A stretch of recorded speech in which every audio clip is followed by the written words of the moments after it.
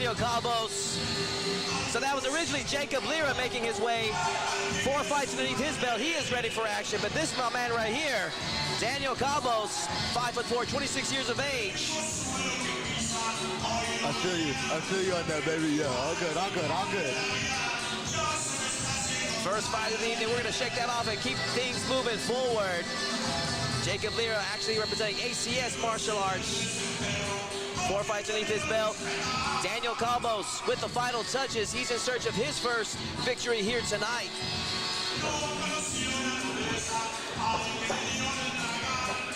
Daniel Cabos, ready for action.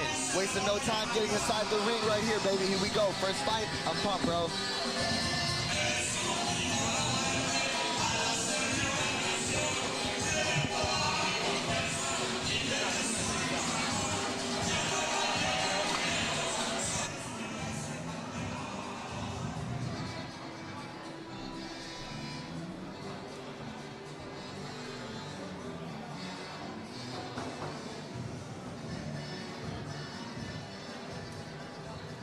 Ladies and gentlemen, welcome to Record Tees World Generator right here in Texas City, Texas. Lopez Promotions presents AS3 Amateur Series. Tonight's fights are sanctioned by the Texas Department of Licensing and Regulation. Bring Alvarez, your program administrator, tonight's lead inspector, Joseph Salazar. And now our first fight of the evening is being brought to us by Dan Newman Law Firm. Is scheduled for 3 rounds of 3 minutes each in the bantamweight division. Introducing first on the right, fighting out of the blue corner. He stands 5 feet 10 inches tall. His official weight 134 pounds. His record stands 1 win against 3 defeats. Fighting out of Maryland, Texas, Galactic G.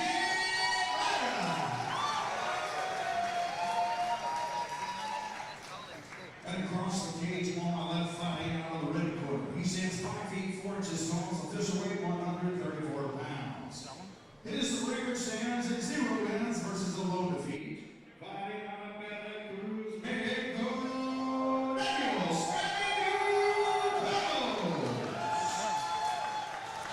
Referee in charge of the action, John Shorten.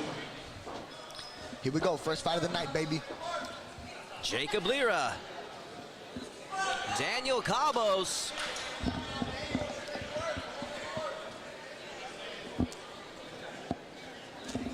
And our first fight of the evening.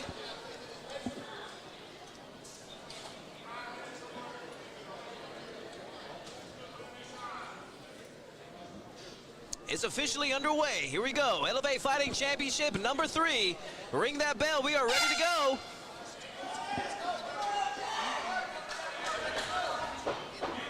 Lira in the, look at that Ultimate Fighter trunks.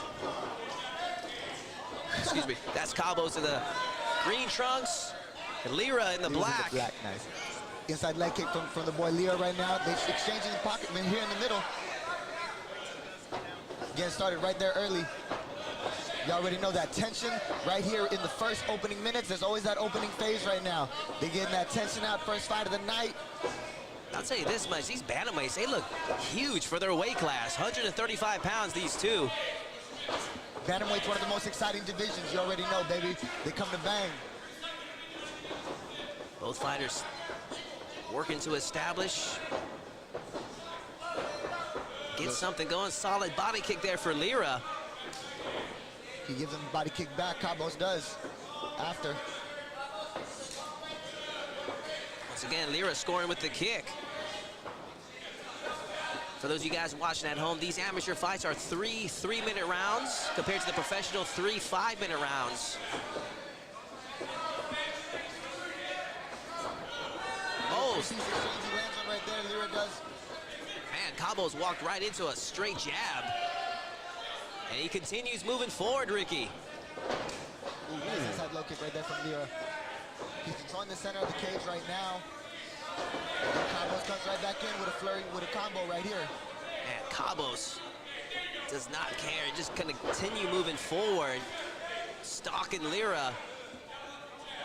We're approaching the final minute of this first round. Could honestly still be a toss-up, truthfully. No one has done anything too significant yet. Both fighters have landed their shots, some punches, some kicks, but right there, Lira comes in with the aggression, a combo, and then the left kick again to the body to land. Just under a minute left in this opening round. Kind of a hook right there from Cabos. Hit to the right, they good? Nah, they good? He wants to talk? No? All right, let's fight. Referee gives a quick warning to Lira, or to one of the fighters, to keep him up. Jab, jab, cross right there from Cabos. Now he's coming with the pressure on the right hand. Cabos now coming on with the pressure. Nice. He should stay on him right there. Once he has that control, continue to cut him off and use that fence. You know what I'm saying? Man, look at those natural instincts from Lira, Ricky. As he's feeling the pressure, he just ducks his head and just swings away. I see you, baby. A low kick again from him. Ooh. Hit him with a little switcheroo, then went upstairs with that left kick. Misses, though. Lira did. Cabos with the combination again. Short time left in this opening round. Who can impose whose will on the other in the final stages? Cabos pressing for the takedown at the very end. And round one comes to a close.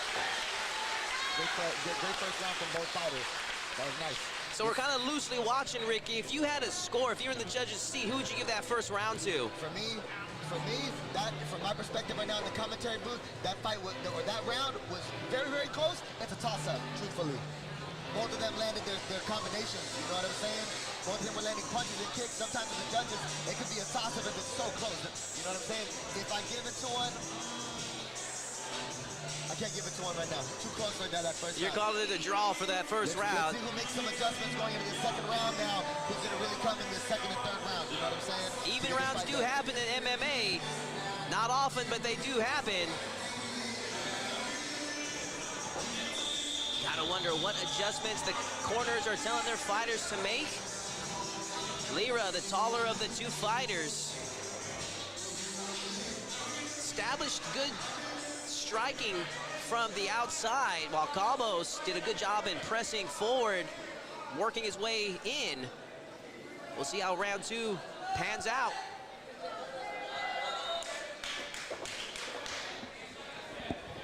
Round two underway.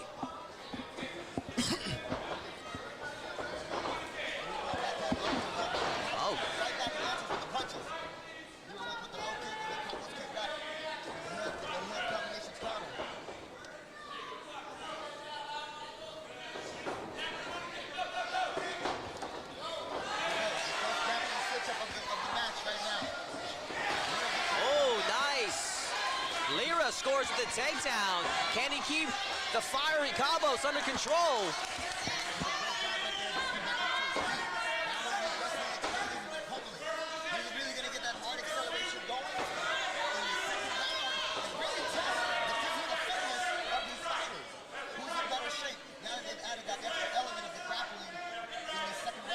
Cabos doing a good job in reversing the roles. Had Lira pressed up against the action. Now they separate and bring it back to the center of the cage.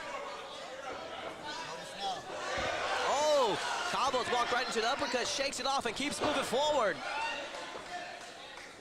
This is a great fight, Ricky.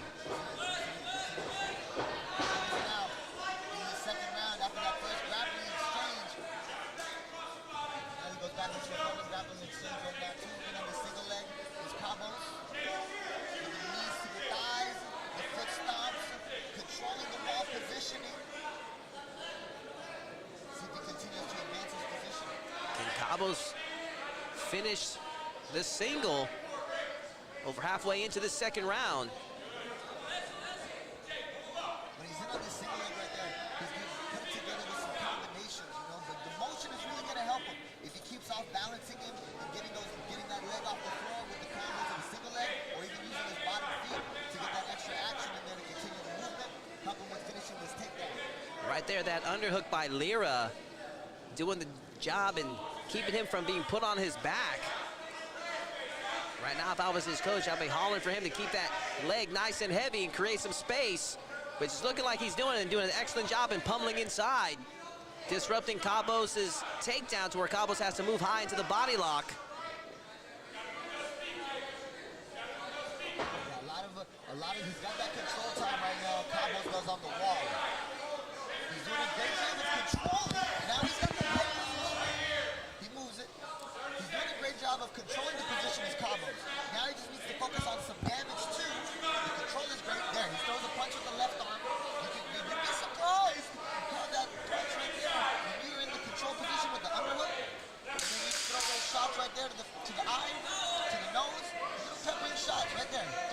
Almost is. Just under 10 seconds left. And round one comes to a close. Seemed to be a little bit more of a round controlled by Cabos in that particular round. Lira scored with the first takedown, unable to keep Cabos down. Cabos comes back, finishes the round in grappling position as they finish against the cage. Third and final round coming up. Ricky T, if you were one of these fighters as coaches, what would you be telling them entering in the third and final round? If I keep it simple, they're gonna have to empty the tank in this third and final round. It's the last 3 minutes of the fight. Who wants it more? Let's go. This is where all the physical fitness is gonna come into the test right now. All that extra cardio that you've been doing in the camp, it's time to empty the tank now, get the job done in this third round. It's a close fight, you know? It's going to be interesting to see how these fighters respond coming out into this third and final round. Are they going to come out swinging? We shall see. As Jacob Lira, Daniel Cabos. There you see Jacob Lira, he's ready.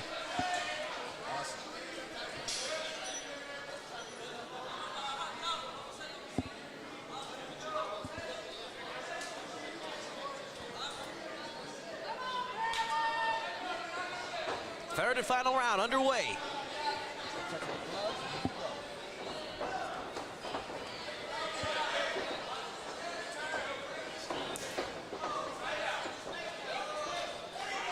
Oh, solid exchange there.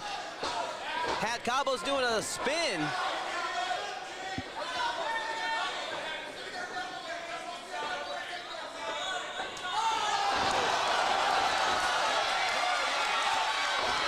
Cabos scores big, trying to follow up.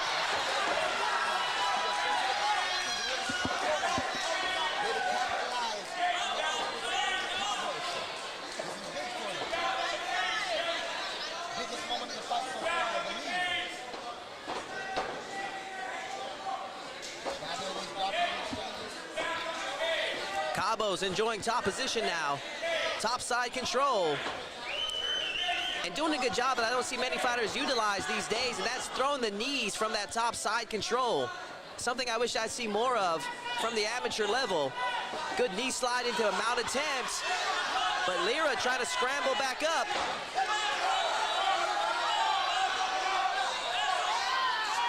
Oh, and as he does so, exposes his back. Lira's in trouble. Oh, God, Ricky, that going from one bad spot to the next, that is heartbreaking. Cabos is doing a good job right now having balance on the top position. He really did. He rode the back, then he transitions into this spin now. He's doing a good job of using those hips, controlling the upper body with his arms on his, controlling the head right now. Cabos is showing some great grappling right now in this situation. And he's staying smart, he's staying ahead right now. Cabos now in mount position. Head and arm choke attempt possibly.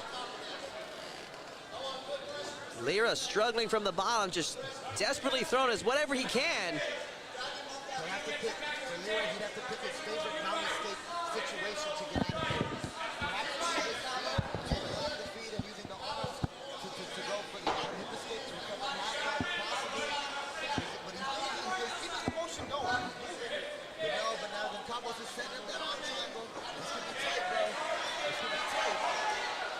Cabos now with the head and arm choke. Kind of a loose head and arm choke, but that pressure starts to add up, especially the deeper into the fight that you are. You can see the look of pain on Lira's face. How long can he survive this?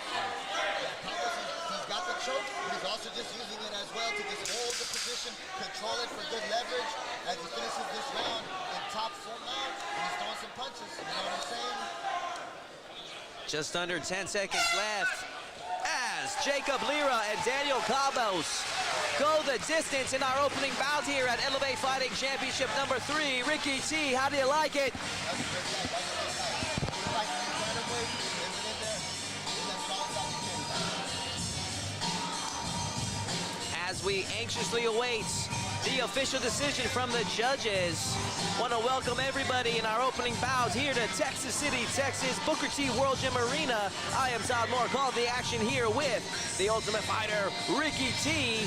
We are at Elevate Fighting Championship 3, Chris Lopez, And we got 12 fights for you. 1 down, 11 to go. Topped off with 2 title fights, the lightweight championship and the flyweight championship in our main event, as Anthony Torres will be taking on Kevin Martinez in a flyweight shootout.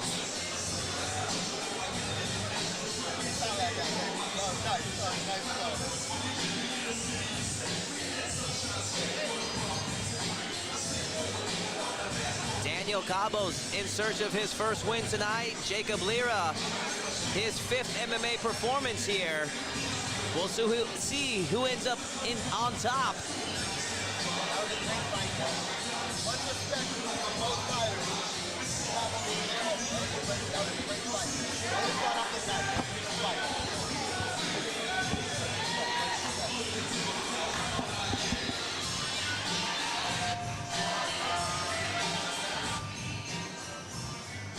And let's make it official. Ladies and gentlemen, let's bring these fighters to the center of the cage. We're going to judge the scorecards. We have a split decision. I'd like to hear from the crowd, though, who they felt like won the fight. Ladies and gentlemen, those of you who feel like Jacob Lira won the fight, round of applause. Ladies and gentlemen, those of you who think Daniel Cabo's won the fight, round of applause.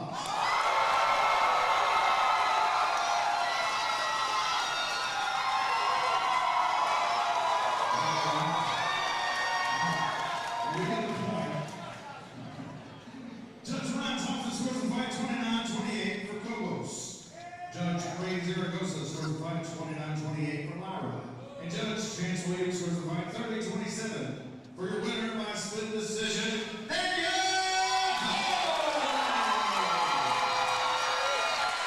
And Daniel Cabos earns his first mixed martial arts victory here tonight at Elevate Fighting Championship. Congratulations to him. Big moments in that third round. That's a good first fight. Right hand, and he got the top position with the ground and pound. Hard fought victory for Cabos. Good job and congratulations. And that moves us along to our next fight of the evening, as we have a middleweight showdown between Kendall Johnson and Neon Beck. Old guys in the arena right here. That's the oldest, scariest right there. Eric Williams, you guys don't know. Yeah, he's the original OG MMA guy in Houston. There we have our ring announcer, Colin Cantrell, He's 87 years old. He doesn't look like it though, does he? giving a shout out to the MMA community. All right, folks, we're going to get these fighters cleared out of here. We're going to bring our next 2 fighters down the cage.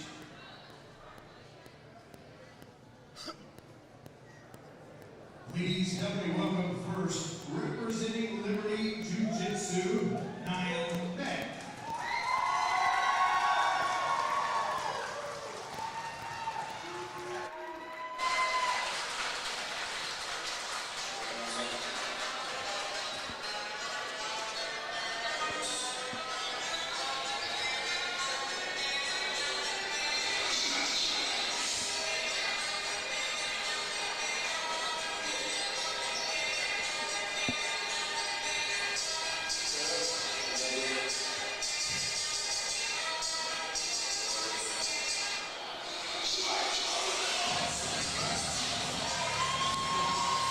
Here we have, they call him Tryon, Neon Beck. 6'1", 18 years old, making his mixed martial arts debut here tonight, Ricky. Our youngest fighter of the evening, and you can relate to being the youngest fighter on some fight cards throughout your experience, don't you? Yeah, for sure. How old is he? How old is he? 18 years old. Yeah, I made my debut at 17 years old. When you're young, that's a thing as well, baby. You basically made of rubber, you know what I'm saying? So it's like him being the youngest fighter over there, he's got youth on his side, you know what I'm saying? He got that youth, and it's the springtime of youth. That's what I'm talking about. Neon Beck, ready for action. And now, ladies and gentlemen, the opponent makes his way to the cage, representing Gracie Baja Woodlands, Kendall Johnson.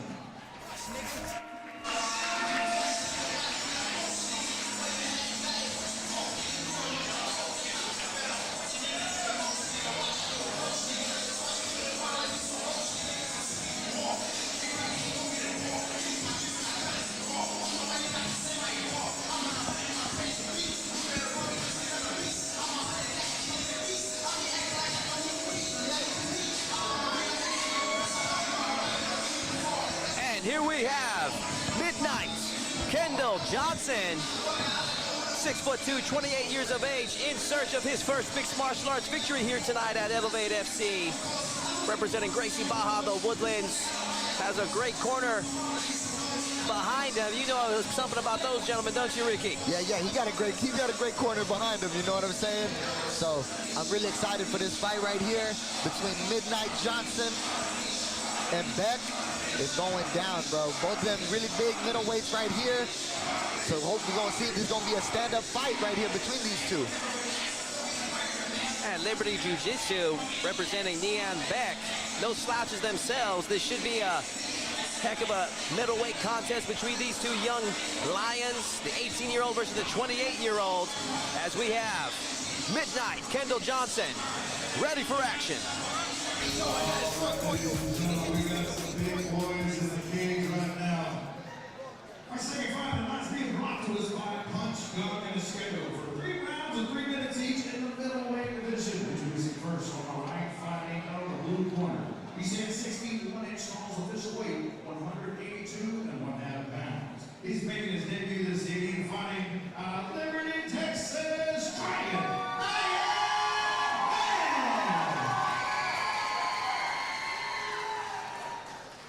Across the cage, fighting out of the red corner. He stands 62 inches tall, rated 185.75 pounds. Looking for his first win this evening with only a single defeat, fighting out of Houston, Texas.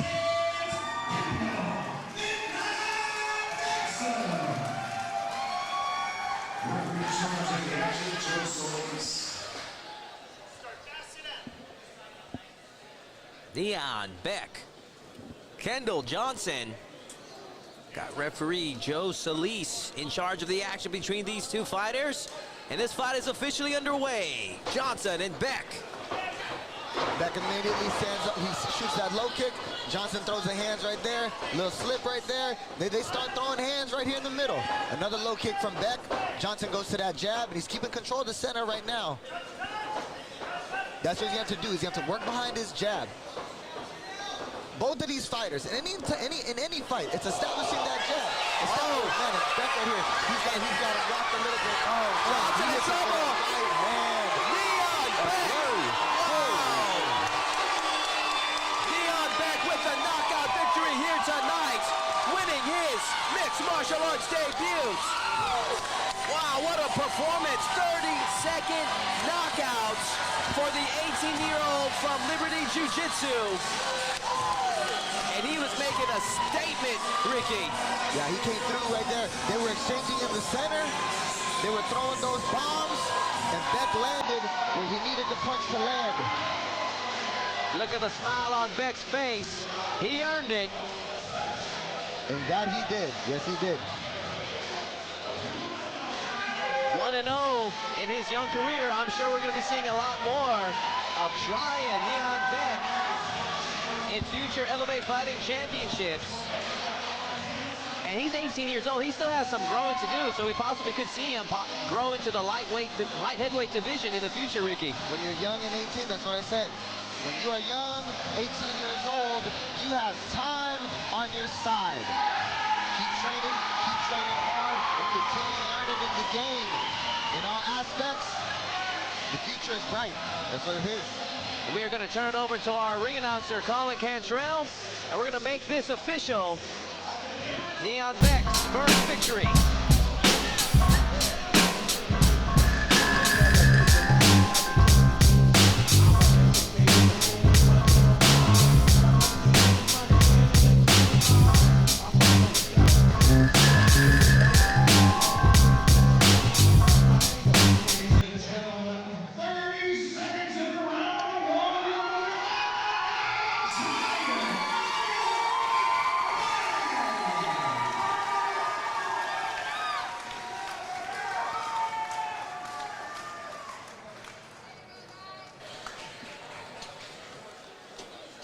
That brings us on to our next fight of the evening as we take things down to the lightweight division as we have Oliver Cortez taking on Cameron Gutierrez.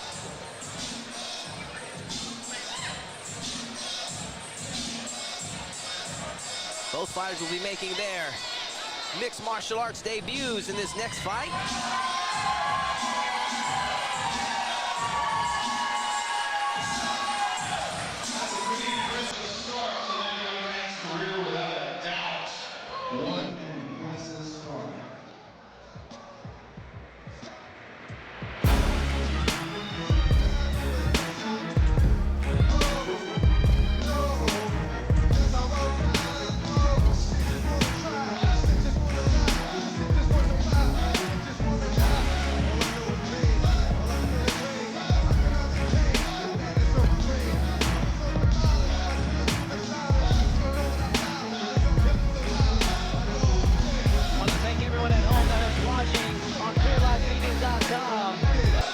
Anticipating the arrival of our next fight. And here we go.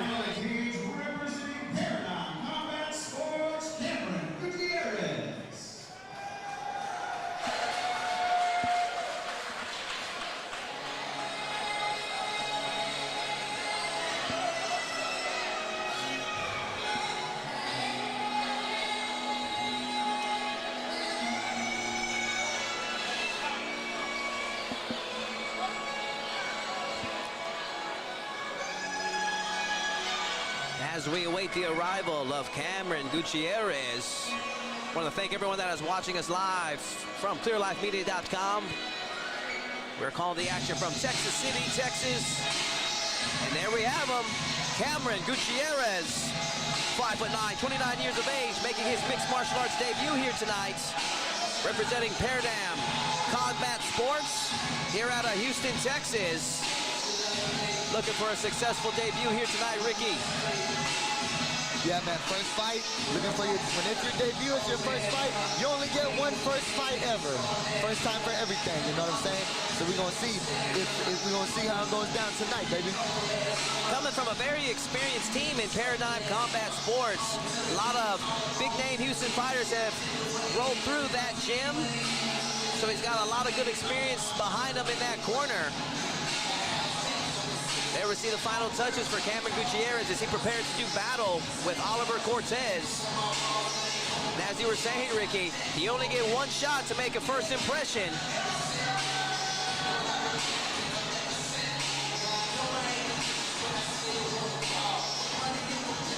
There we have him. Cameron Gutierrez, ready for action. Fantastic.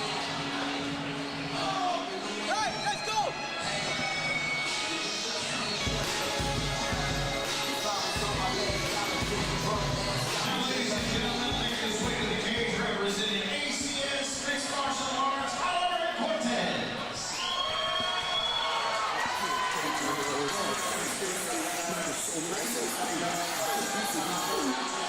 ACS's own Oliver Cortez making his way to the cage, 5'7", 20 years of age, also making his mixed martial arts debut here tonight.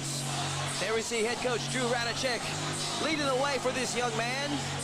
Man, second fighter for ACS tonight, and our second youngest fighter of the evening as we have the 20-year-olds going against the 29-year-olds. Really cool, bro. Debut versus debut in this matchup. Let's see who's able to implement their game plan out the gate, see what they got going on.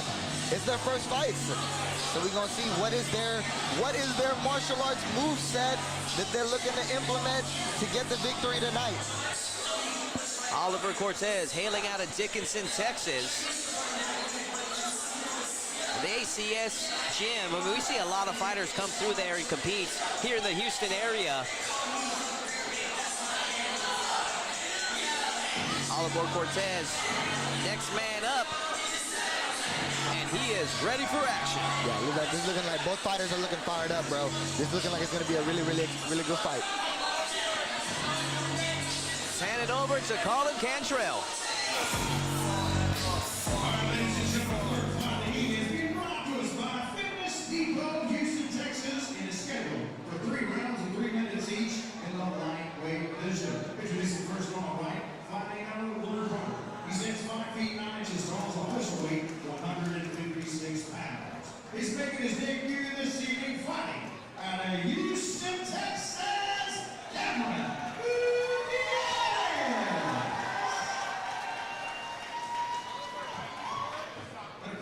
cage on the left, fighting out of the red corner. He stands 5 feet 7 inches tall, weighted at 154.5 pounds.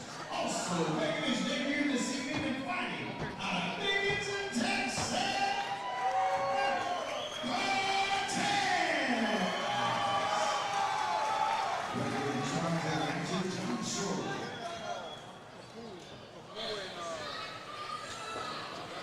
Final instructions for these two fighters. Oliver Cortez, Cameron Gutierrez. And this fight is officially underway.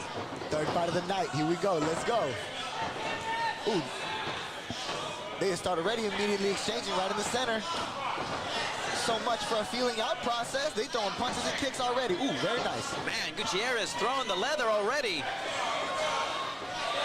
Oh, good right there from Cortez. Oh, these exchanges right here in the middle. Dang.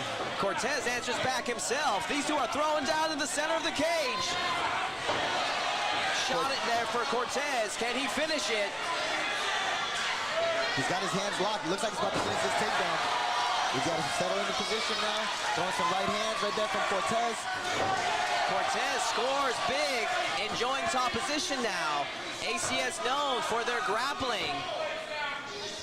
Very, very true. That must have been his game plan, to go for the takedown in the first round, get it to the mats. He's smothering right now from this top half guard position. And Ricky, take a look right there. Sorry to interrupt you, amigo, but we got, see, Gutierrez busted open at the top of his forehead. So where you got a cut in the opening stage of this fight. That's how it be. Sometimes there's blood, baby. These amateurs go 3 3-minute rounds. If you didn't know, they are not allowed to throw elbows or knees to the face, to the body. They can go to town. Yeah, there's some similarities and differences, right? In the pros, you can throw elbows. In amateurs, you can't throw the elbows. But what's the same, though? Hey, the blood is still real, though. Gutierrez does a good job in scrambling his way back to his feet. And the cut is important because at the amateur level, the doctors don't have as much leniency as they do for the pros. I see what you're saying there. I see what you're saying there, Todd. And it's actually not a very bad cut. I think it's almost like stopped. It's not flowing that badly. So we have 1 minute left in this opening round. Cortez with a big 4 or 5 punch combination right there in the middle. Does a little duck for the escape route. Underhook, and then he turns him on to the fence. He's staying relentless on this wrestling. He gets him back on the floor. Does Cortez. Now enjoying this top position. He pushes right there in the top half guard. Ooh, nice sweep. Right there from Gutierrez with that Kimura grip. And now he's staying on it. Gutierrez does a good job at getting the reversal. Can he finish this straight armbar attempt? Transitioning the double attack from Kimura to straight armbar. In a good spot now, Ricky. Can he finish it? You're gonna see right now. He's staying relentless on it. He's got the bite on the arm. Oh, look, he's throwing those knees to the side. He threw one right there. From the bottom. Nice job there. Cortez, that's a heartbreaker for him. He did a good job in pressing the action to the ground, only to be reversed by Gutierrez. And this is how you steal a round, Ricky. I see you. Yeah, great first round right now. Strong finish for Gutierrez. Cortez had his moments. Gonna be a tough one to call. That's what I'm saying. Sometimes in mixed martial arts, like in that round, I think it was a toss-up again because Cortez, he had the early moments with the takedown in the dominant position, but then Gutierrez gets a final reversal and one more submission attempt at the end. You know what I'm saying? We'll see how these judges are scoring. I'm not a judge. I'm just over here in the commentary booth talking with you, baby. We got the best seats in the house here in Texas City. Elevate Fighting Championship 3. We thank everyone at home that's watching from Clear Life Media. Share with your friends on social media. Share with them the link. Spread the word. We got 9 more fights here tonight, topped off with 2 title fights. And right now we're enjoying a barn burner between the lightweights, Oliver Cortez and Cameron Gutierrez. You can't forget the damage that Cortez did at the start of the round, though. But that's how sometimes these judges can be swayed if you finish strong in the last 30 seconds, which Gutierrez did. Interesting story unfolding. We'll see how the rest of this fight plays out.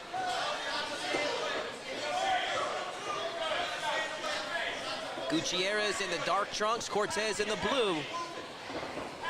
A little double jab right there from Gutierrez. Working on the distance, seeing what's popping. He throws a low kick right there from a southpaw stance. A low kick comes back from Cortez.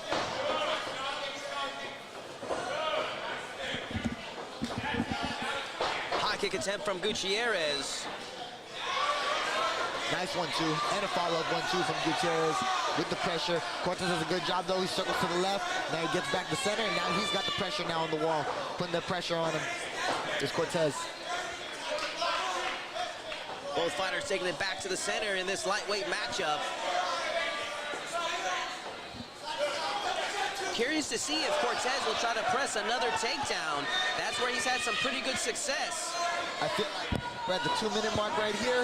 He's looking like he might look for another takedown again. If he got a takedown the first, he'll probably go back to that again here in the second. Ooh, an exchange of right hands though. They just traded. That's nice. A jab hook and the cross from Gutierrez and a body work into the hook uppercut. He's coming with these hands now. I think Gutierrez has found his mark. He's really getting that confidence moving now with the boxing combinations. Switch up from the southpaw stance. Left high kick, he slips. Oh, but then Cortez slips. Oh. Man, both fighters slipping. That's just the name of the game. You got to keep your balance and see who's going to end up on top. Oh, well, Cortez ended up on top now in this position. Cortez doing a good job there in recovering. Both fighters slipping. Cortez did a good job of it, taking the top position. Gutierrez, in my humble opinion, he needs to continue to create motion right here in this bottom position. You got to be able to get up from bottom. Whatever are his favorite moves from this open guard position to try to create space, make motion, and get back up to his feet. Has been a great round so far, but now Cortez, he could be stealing it now that he got the top position, landing this ground and pound from the closed guard. Let's see what he can do from this top position. Open guard now from Gutierrez, trying to disrupt the base of Cortez, but Cortez doing a good job in shutting him down. There we see Gutierrez again, going for that Kimura hip bump. Nice, he went for it.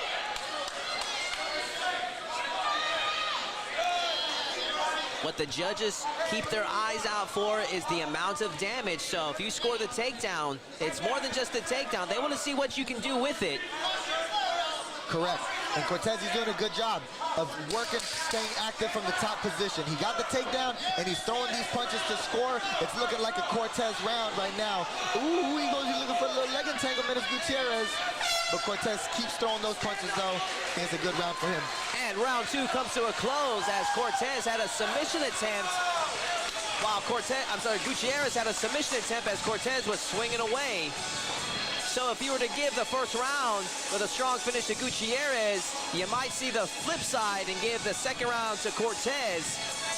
If I was the coaches of these fighters, I'd be telling them, 1-1, you gotta come out strong in the third round. We need this third round.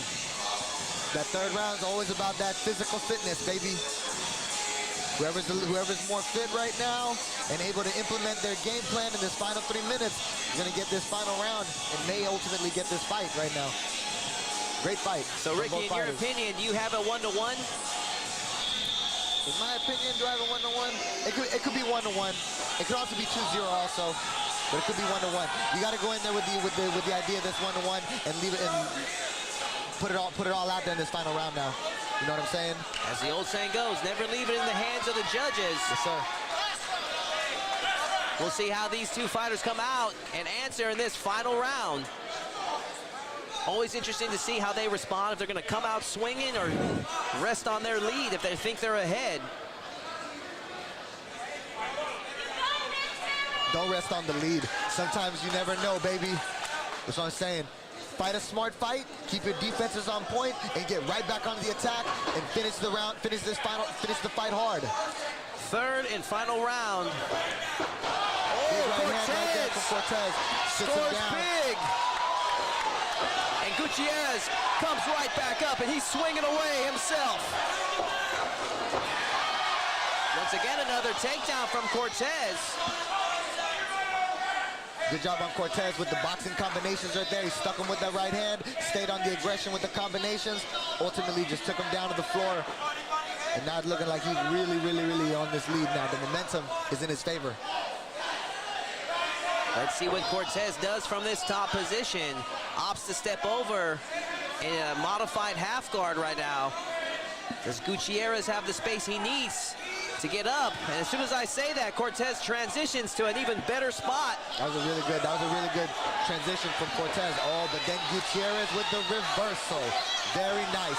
Good for Gutierrez to not accept that bad position and use the sweep and use the fence, his environment, to get to a good position. Now Gutierrez is on top, and he could get this round back.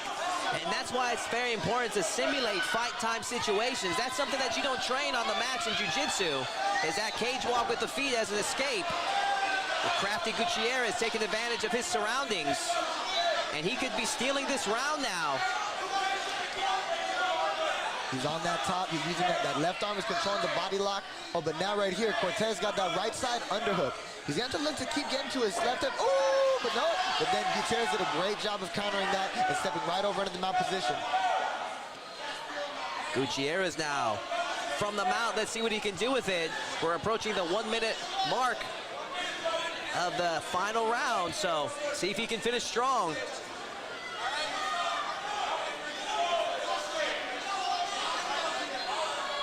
Cortez trying to bring alone the action with that body lock, but oh man. There's 60 seconds left in this fight. Because Gutierrez got dropped in the opening sequence, Gutierrez is still gonna need big moves right now to get open, but see, right there, Cortez, he stayed in the fight and he reversed the position. And the tide is turned once again, Ricky. Oh man. Yeah, this has been a great fight.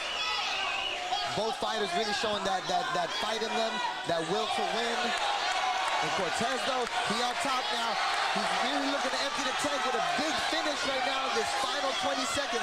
Full mount, and he's scoring punches. He continues to throw these punches over and over, back and forth. So many punches from Cortez. This is a big finish for him, bro. This is looking really good for him. Oh, now he flattens him out. And Oliver Cortez and Cameron Gutierrez go to the decision. Good fight. Did Cortez do enough to steal the round? Gonna be interesting to see what the final decision will be. I would probably have to give it to Cortez 2-1. A lot of credit to both fighters, and credit to Gutierrez for showing a lot of heart, but it might be Cortez's night. The 20-year-old out of ACS Mixed Martial Arts, head coach Drew Radicek, feels that he did enough to earn the victory. Yeah, that was a great fight from both fighters. A lot of grappling exchanges in that second and third round right there. Actually, the whole fight, they were doing a lot of grappling, but for sure in that final sequence, that final round, a lot of back and forth. But ultimately, Cortez finishes on top with the final flurry of punches. That's the last thing the judges see. That might have got him the nod right there at the very end. Arguably the fight of the night thus far. We're only 3 down with 9 to go, Ricky. It's been a heck of a night of fights thus far here in Texas City for Elevate Fighting Championship number 3. If you are watching at home on Clear Life Media, be sure to share the link with your friends. Spread the word. Let them know that we got a main event title fight coming up between Anthony Torres and Kevin Martinez. And you just got done seeing one heck of a barn burner between 2 lightweights in Oliver Cortez and Cameron Gutierrez. Yeah, that was a great fight. That was a great fight. Everyone's coming through tonight to fight.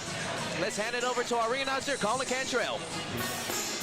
Ladies and gentlemen, big round of applause for these two fighters. What a war. They came in going strong all 3 rounds. We got the judges' scorecards where all 3 judges scored the fight 30-27. For your winner, by unanimous decision,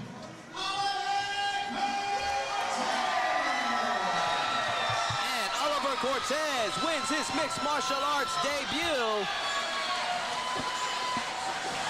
Excellent fight. A lot of good experience earned for that young man. 20 years old, Ricky. Yeah, that was a good win for Cortez. He really earned it right there. That was a good win. That was a good win for sure. Sure, promoter Chris Much respect Lopez. to both fighters. Much respect to both fighters for sure. Sure, they impressed promoter Chris Lopez, and sure we'll be seeing a lot more of both fighters in future Elevate Fighting Championships, especially with performances like that. For sure, for sure, for sure. That was a great fight. And that leads us to our next fight of the evening as we have Juan Enriquez taking on Victor Herrera. Our first intermission of the night. We're going to take about a 10-minute intermission. Be sure to get yourself some cold drinks at our bars. Stay with us, ladies and gentlemen. We're going to take a quick 10-minute intermission. Don't go anywhere as we got the lightweights continuing in fight number 4, Juan Enriquez and Victor Herrera. And we will be right back.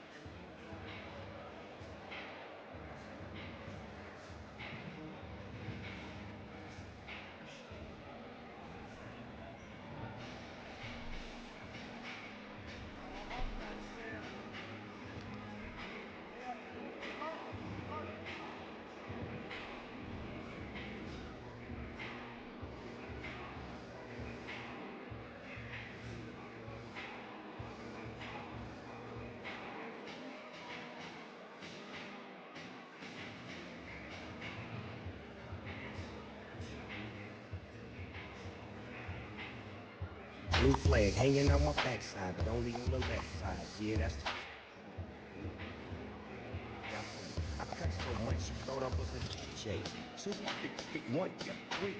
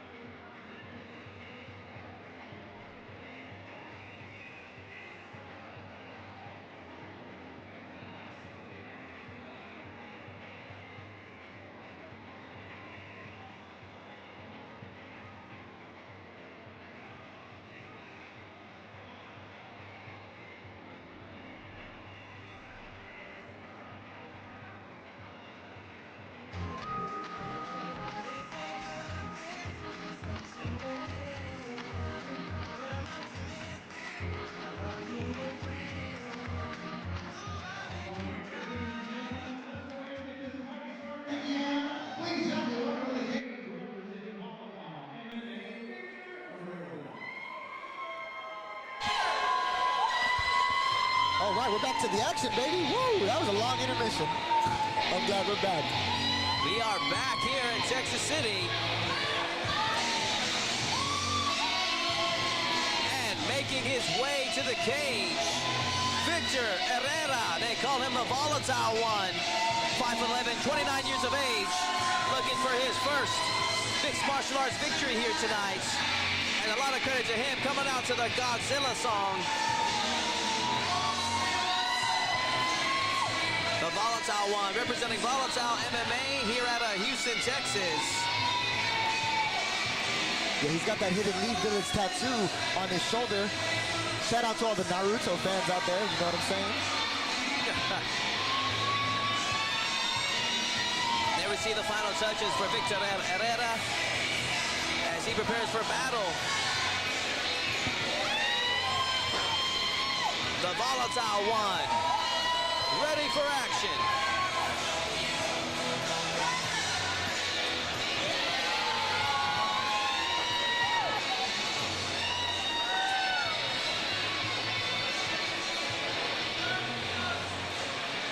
Right now, somebody makes his way to the cage, representing Gracie Mahoney's Juan Enriquez.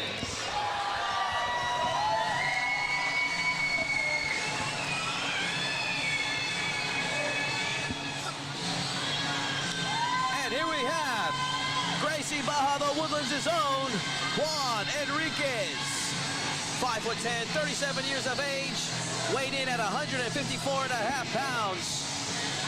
Currently standing at 1-0. Can he make it two here tonight, Ricky? Yeah, for Juan right here, he loves throwing bombs, baby. So that's gonna be one of the keys to victories for Juan right here. Being aggressive, putting his combinations together. You know what I'm saying? We're gonna see you tonight. I think it's gonna be a stand-up fight tonight between Enriquez and Herrera. Herrera coming from a good gym as well in House of Dragons. You know what I'm saying? They coming with the stand-up over there. Juan likes to stand and bang. I think we got ourselves a stand-up fight going down, bro. Juan Enriquez, ready for action. They hand it over to our ring announcer, Colin Cantrell.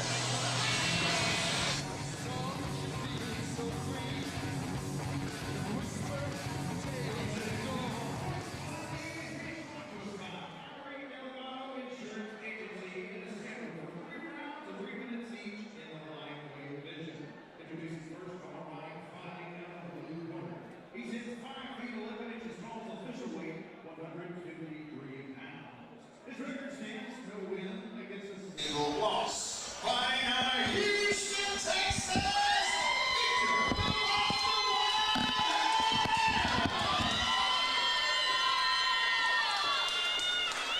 Victor across the cage on the left, fighting out of the red corner. He stands 5 feet 10 inches tall, weighing 154.5 pounds. His record is perfect so far. 1 win, no losses. Fighting out of Spring, Texas.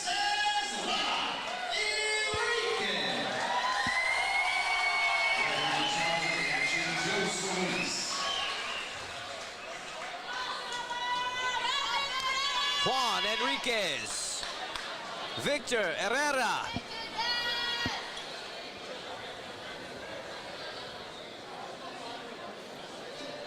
And this fight is officially underway. Both fighters, conventional fighters. Right hand from Herrera. Enriquez answers back with another right hand. Enriquez in the black, Herrera in the blue.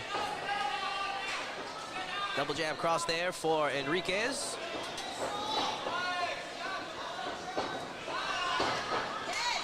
Both fighters with one fight under their belts. Evenly matched. As you see, Enriquez picking up those punches. Yeah, he really is coming through with the flurry right now. Putting his punches and kicks together in combinations. That's going to be one of the keys to victory for him right there. And Herrera doing a good job at answering back. The volatile one. Nice. Coming with the uppercut hook from Herrera. But then Enriquez answers back with a right hand, left hook. Good back and forth action between these two fighters. Push kick from Herrera right there. Great stand-up fight right now from both these fighters right now. Like I told you before when they were walking out, it's going to be a stand-up fight. They're going to trade and bang. And These two are thrown down here at Elevate Fighting Championship. I love to see it. Look at that. The knee to the right hand from Herrera. The low kick again. These guys just went gentleman's rules. Oh, a left hook from Herrera. Sits down Enriquez. Herrera knocking down Enriquez. That was a big left hook.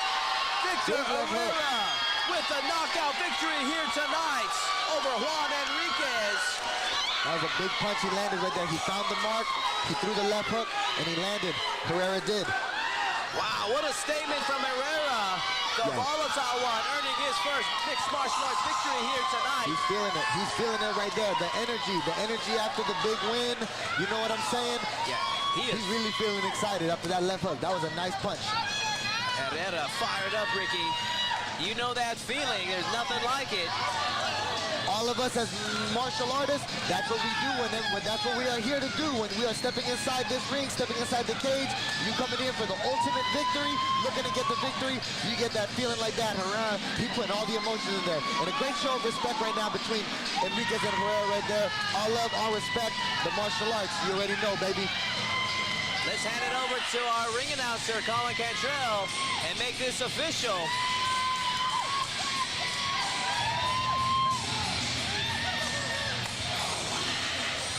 Ladies and gentlemen, 28 seconds around.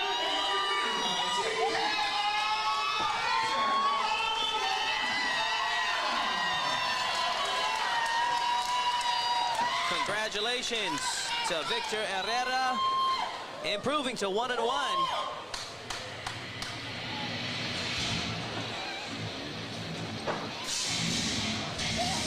And that leads us to our next fight of the evening, ladies and gentlemen, as we have a flyweight showdown between Sebastian Rodriguez and Pablo Cupol.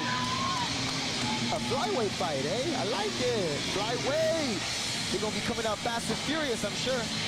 Those of you that are unaware, the flyweight division, the boys at 125 pounds, that weight division comes with a lot of speed. So don't go anywhere. It could be a quick one. All these fights tonight on Elevate FC 3, they've been some really exciting fights tonight. Every single one of them. Shout out to all the martial artists coming in here today inside the cage and putting it on the line. You know what I'm saying?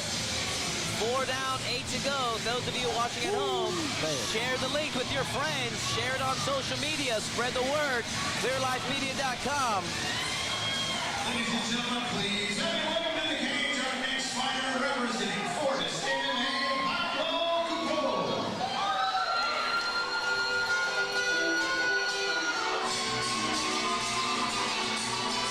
And coming out to the Desperado theme, Pablo Cupol. 5'7", 28 years of age, representing Fortis MMA. Looking for a successful mixed martial arts debut here tonight. Enjoys spending time with his family when he's not training. I don't know about you, Ricky, but that song fires me up. Yeah, I'm feeling it, bro. Great energy tonight inside the arena. All the fighters are bringing it. We got over here Cupol walking out right now. This is going to be a good fight.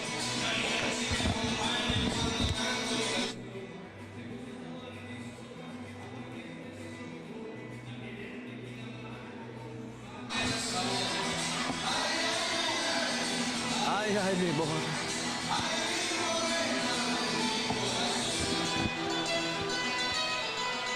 Final touches for Cupol. Lead referee, Joe Solis.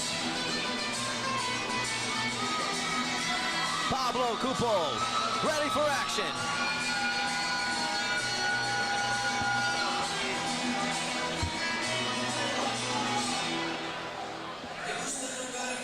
And now, ladies and gentlemen, his opponent makes his way to the cage representing 4-Ounce Fight Club, Sebastian Rodriguez.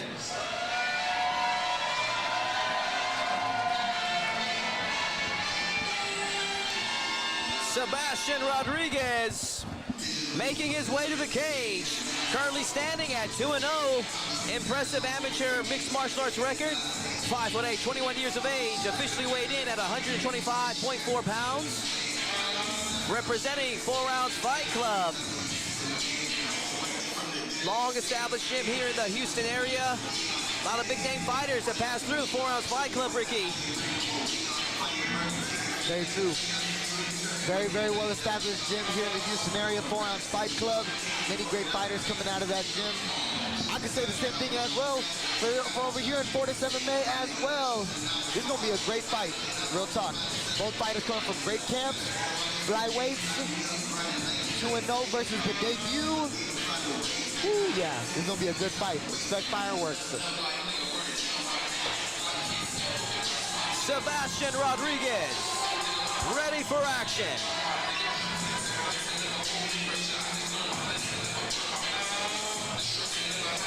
And let's hand it over to our ring announcer, Colin Cantrell.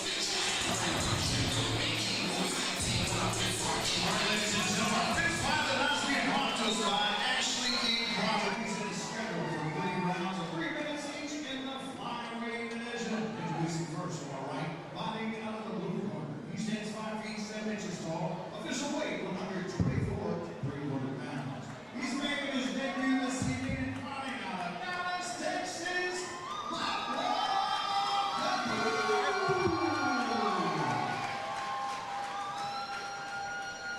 Across the cage on the left, fighting out of the red corner. He stands 5 feet 8 inches tall. Official weight 125 to 1.5 pounds. His record is perfect so far. 2 wins, no defeats. Fighting out of Houston, Texas.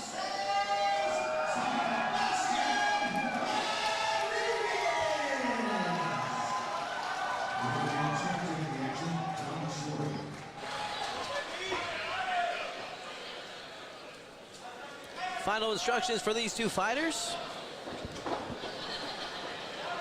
Sebastian Rodriguez, Pablo Cupol. And this fight is officially underway. First flyweight fight of the night tonight. The main event tonight is also a flyweight title fight, you know what I'm saying? So it's gonna be as cool.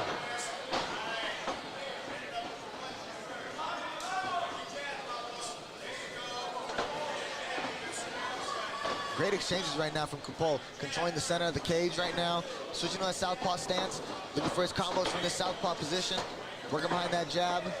Those of you watching at home, Cupol is the one with the blue tape around his wrists. Rodriguez with the red.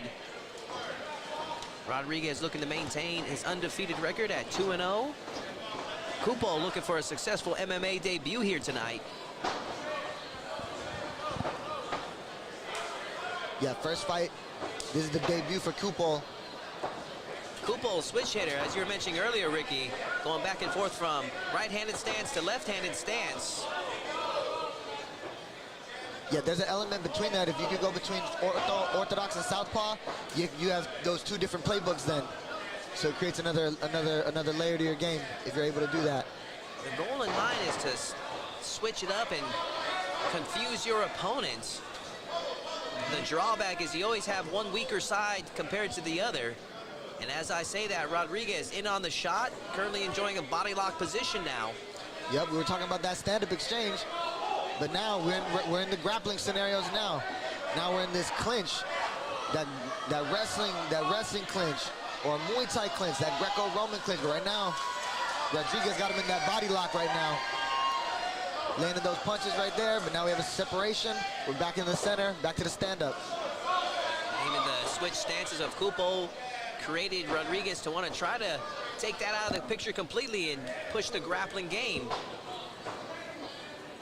So now they are back in the center, looking to establish control.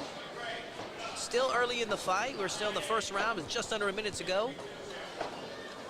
The fights come out a lot more furious, I believe, sometimes in these amateur fights. The level has just really increased through the years. The amateurs of 10 years ago versus the amateurs of now. The sport has evolved. I love to see it. But also with these rounds being only 3 minutes, you don't have as much time to work. So they're getting right to work, these fighters. I'd agree with you on the quality of the amateur fighters increasing. There's a thin line between the amateurs and pros these days that you see here in the Houston area. Yeah. Oh, man, they're doing some really great moves, too, right now in this fight.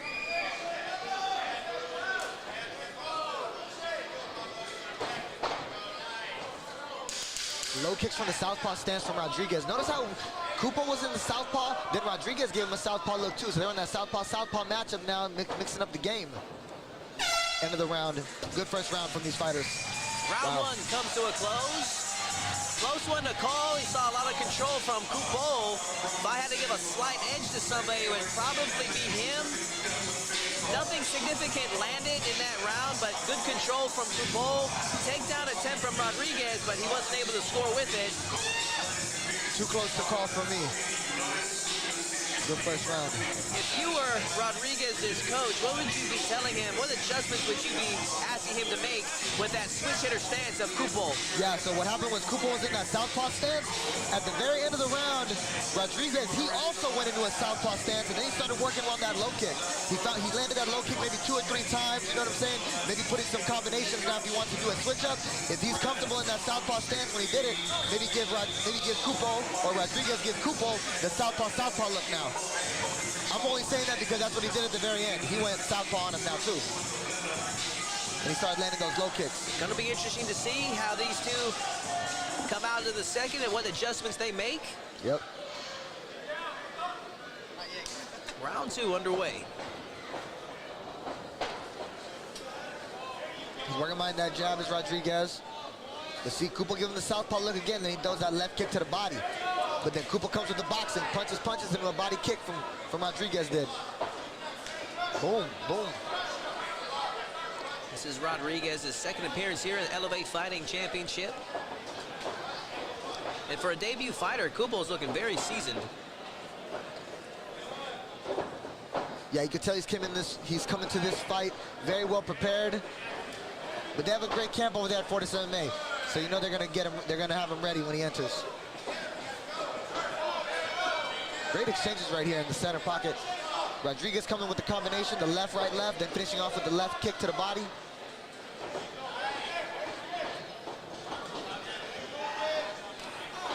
Again, going downstairs with the right cross and the left hook upstairs is Rodriguez staying active with the hands.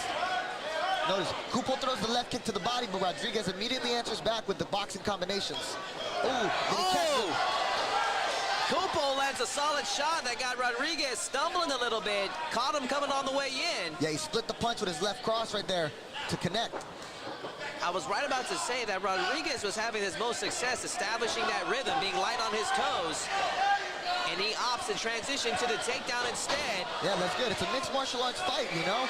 So with that, he gives him the mix-up, give him another layer to think about. The grappling now. They're doing a lot of stand-up. Now Rodriguez puts it on the floor to see, hey, let's see what this stand-up or what your ground game is looking like now. And he's on this back now. Let's see if he can capitalize, Rodriguez. Successful audible for Rodriguez as he enjoys back mount position, securing both hooks now. In my opinion, Rodriguez having the back right here, he has 1 minute left to go. He's doing a good job of controlling the body with that right side hook. Now he's gonna come up on top. He's gonna really just control this for the next 55 seconds to seal the round in, Rodriguez does. Kupo unable to shake off the grappling prowess of Rodriguez. Rodriguez doing a good job at floating, as we say, going from back mount to mount, back again to back mounts, and Kupo decides to stand up. Could be dangerous. On the offensive situation right here, Rodriguez is doing a good job of staying balanced on the back and continuing on the pressure with the attack. Throwing little punches here when he can, draining the choke.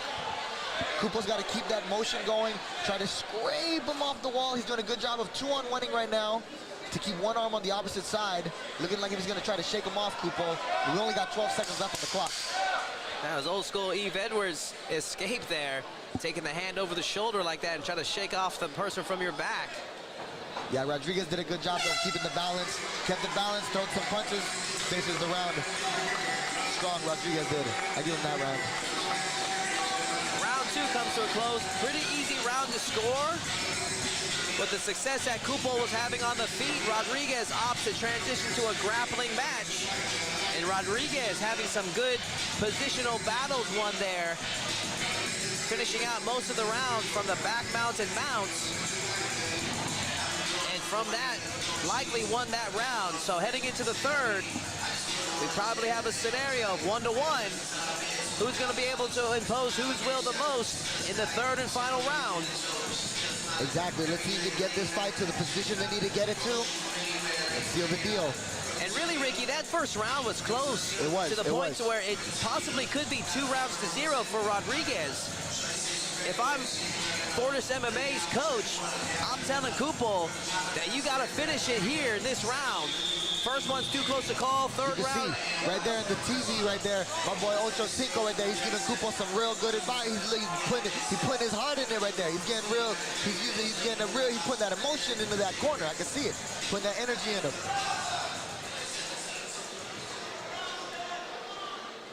Third and final round between these two flyweights. Kupol immediately putting that jab out there for the southpaw stance, a 1-2 from Kupol. Throws the left kick. Rodriguez answers back with 2 kicks of his own. Great fight from these flyweights. Yeah, Kupol opens up the round, pressing forward. Can feel from his energy, he's looking for a finish. The southpaw kick, the left kick again from the southpaw stance. We're going to use that to go back to the orthodox. Back to the southpaw Kupol does. Again, back to that left body kick with the left cross to the gut. Rodriguez answers back with a left high kick of his own. If I'm Rodriguez's coaches, I'm calling for the takedown again. There he goes for that shot, just as you said it. But no, but then he goes back into the center, back to the open space. Kupol's best shot is on his feet. Rodriguez is able to establish the more dominant of the 2 grapplers. He's 2-0 for a reason. Let's see if he can remain undefeated against the debuting Pablo Kupol, who thus far has been having an impressive performance. Yeah, but in this final round, this is no place to rest on your laurels. Oh, wow. It's the final round, they gotta lay it all on the line. Just as I say that, they start exchanging both fighters right here in the center pocket. There it is, Ricky. They are throwing down here at Elevate Fighting Championship. Yes, they are. They came here to fight. They came here to fight. Rodriguez right here, though, he's looking like he has a little bit more juice in the tank. He's really pouring these combos together with 3-4 punch combinations. Hook, cross, hook, cross. Rodriguez swinging away, pressing forward. I'll tell you this much, Ricky, man. Rodriguez, I watched him just eat one on the chin and just chuck it off and kept on going. Expressionless. It's like the Terminator. He's really, yeah, he's really showing that toughness. Both these fighters staying in here. It's a great fight. And both of them look fresh. This 125-pound division is known for this. These fighters can go all day. Rodriguez looking for that takedown. Yeah, I agree with what you said there, especially in the lighter weight classes. The physical fitness and being in shape, being able to go hard for those 3 rounds, 5 rounds, it's pivotal. Final 39 seconds of this fight. We're gonna see who's gonna really put the final stamps in this fight to get the job done. If you're Kupol's coach, Ricky, are you calling for some more aggression to finish off this round? I would say, yeah, keep staying on the stand-up and just keep aiming for the chin right now. Throw those bombs. With the final 20 seconds to go, he may need a big punch right now to land. You know what I'm saying? Possibly a sense of urgency needed for Kupol to finish this fight on top. Short time left. Who's going to finish stronger?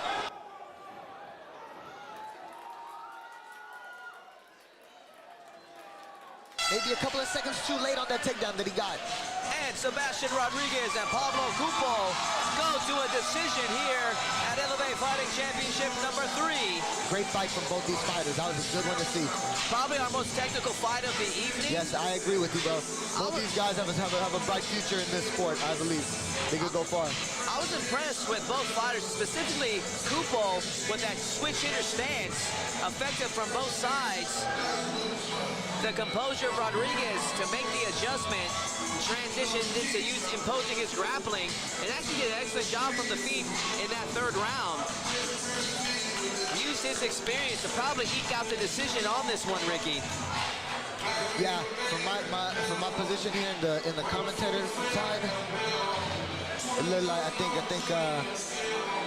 think Rodriguez may be staying undefeated. And as they are tallying the final scores from the judges, we want to thank everybody that's watching at home from clearlifemedia.com. Please share the link with your friends at home. Share it on social media or share with them personally. Let them know what's going on here in Texas City as we got Elevate Fighting Championship number 3. 2 title fights coming your way here later, as we have Byron Wells taking on Donovan Manuel in a lightweight championship fight. Let's hand it over to our ring announcer, Colin Cantrell, and hear the official decision. Ladies and gentlemen, big round of applause for these fighters. Pretty hard fought rounds. These guys came up to the very end. We do go to the judges' scorecards. Ryan Thompson scores the fight 29-28. Judge Chance Williams scores the fight 30-27. And Judge Ray Zaragoza scores the fight 30-27. All three for your winner by unanimous decision, Sebastian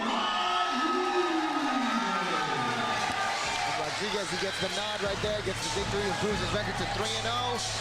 Hard-fought win for Rodriguez. Great fight from both these fighters, though. All respect to both of them. Sebastian Rodriguez remains undefeated. To the victor goes the spoils. We'll be seeing him in plenty of future Elevate Fighting Championships. I am Todd Moore, calling the action here with the Ultimate Fighter, Ricky T. Oh, man. Hey, Todd, I ain't gonna lie, bro. I never get tired of you or any of the homies saying that one, bro. For real, man. Bet you don't, amigo. Coming off of a fresh victory about 2 months ago in November. Anxiously awaiting the call-up for his next fight. Staying sharp, though, staying in the gym, though, right, Ricky? Of course, that's the trick, baby. Hey, it's the lifestyle, you know what I'm saying?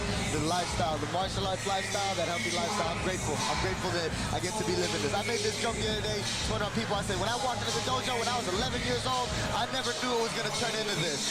And I'm really grateful for it, for sure. Well, we are grateful to hear your expertise and what you have to say about the fighters here tonight.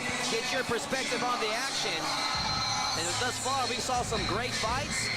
5 down, 7 to go as we move on to the middleweight division, as Forrest Mudge will be taking on one of my old students, Kenneth Thomas, goes by the name of KT. Ladies and gentlemen, please help me welcome to the cage our next competitor representing Metro Fight Club, Kenneth Thomas.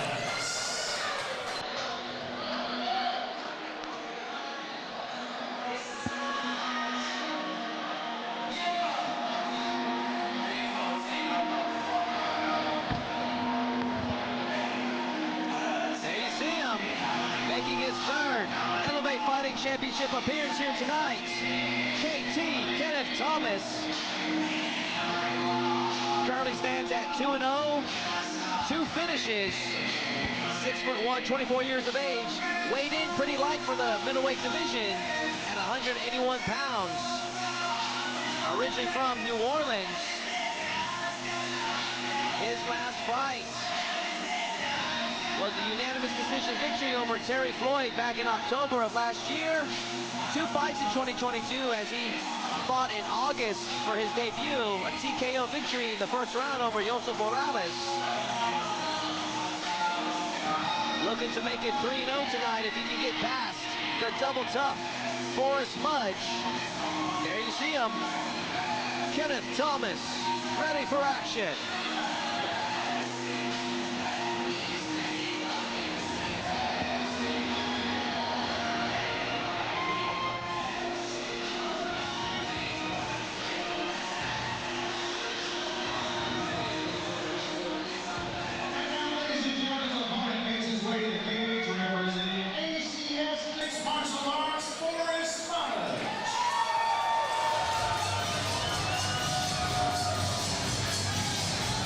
Call him the Wolf, Forrest Mudge, 6'1", 33 years of age, representing ACS Martial Arts.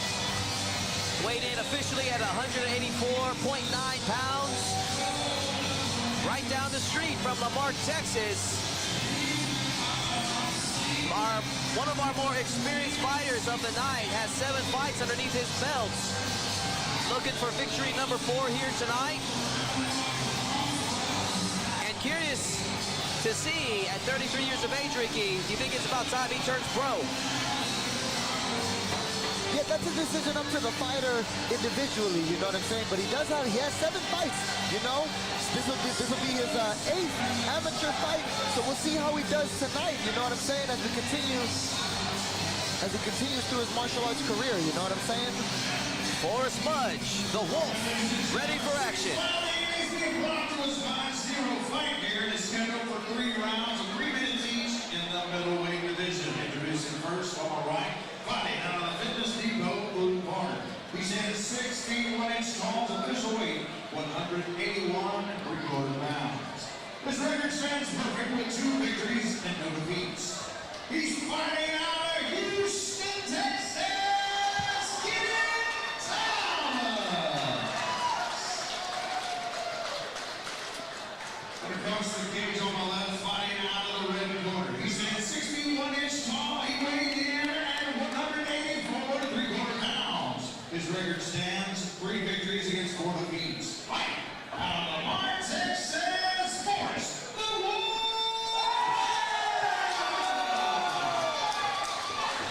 Referee charging the action, Joe Solis.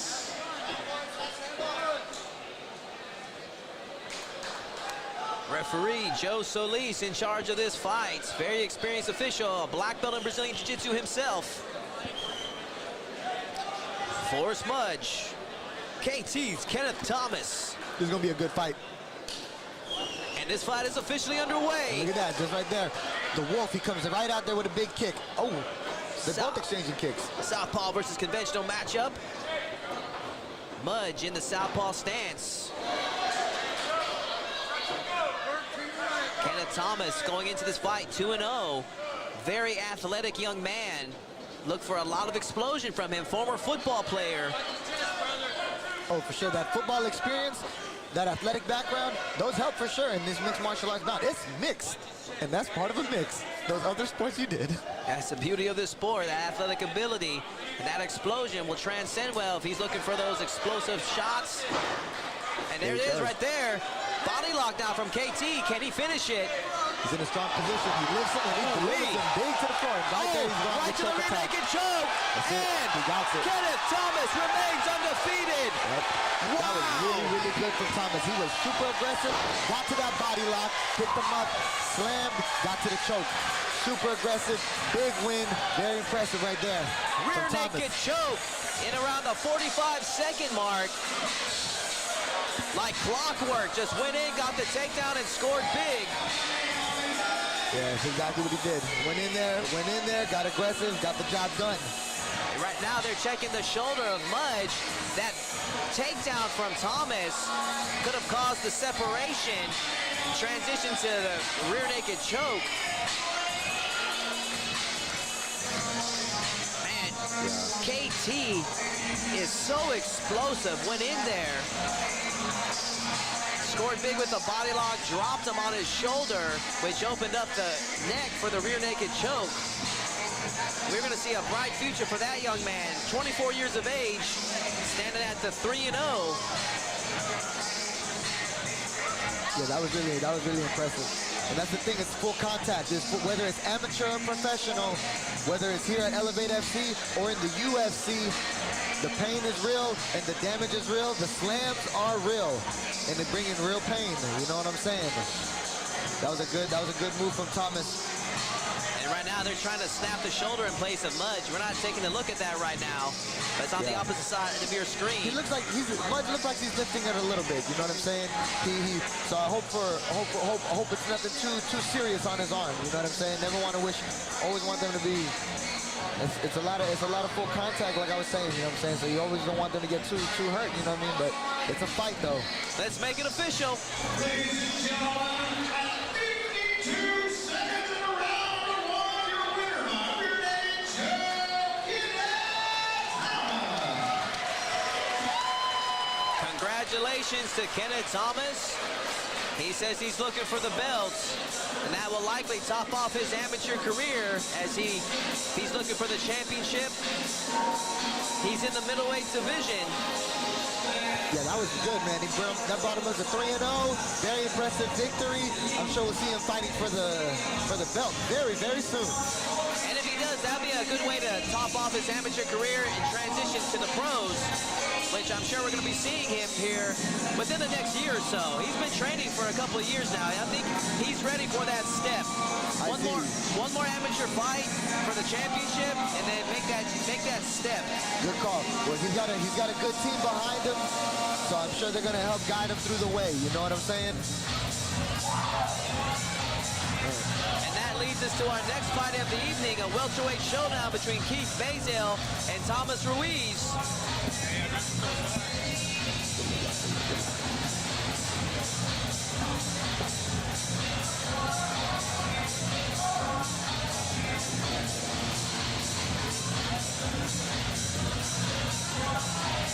6 fights down, 6 to go here on ClearLifeMedia.com.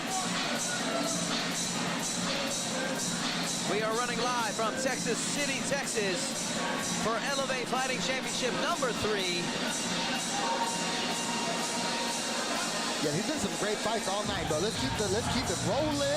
That was exciting. Did some great fights. He thought those fights were good. Our second half is lined up to be a stacked card. You really saying the truth right there, Todd. As our next fight is featuring 2 debuting fighters.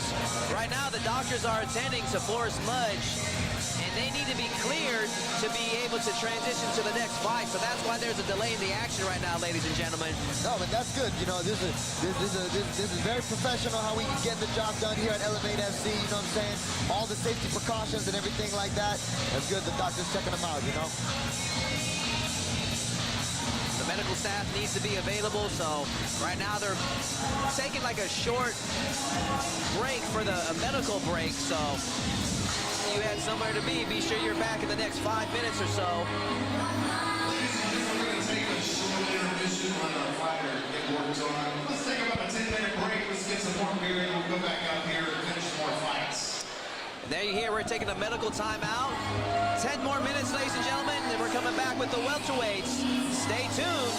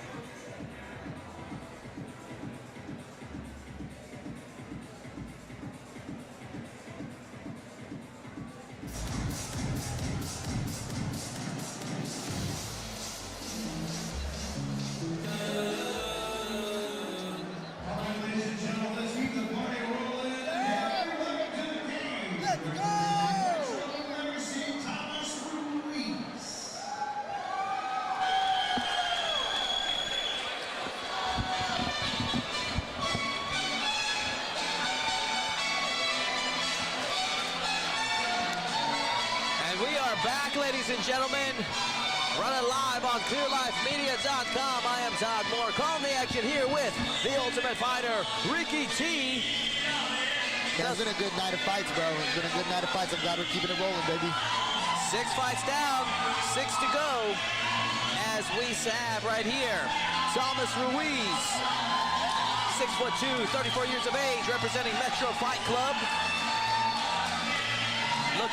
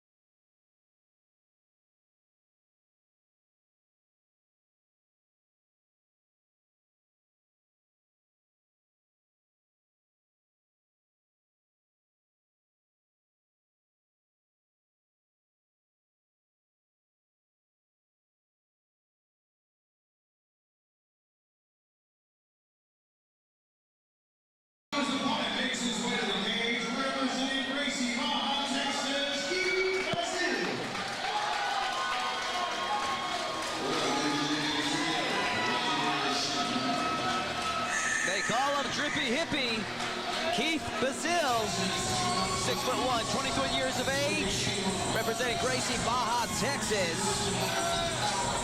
One of Dracolino's crew.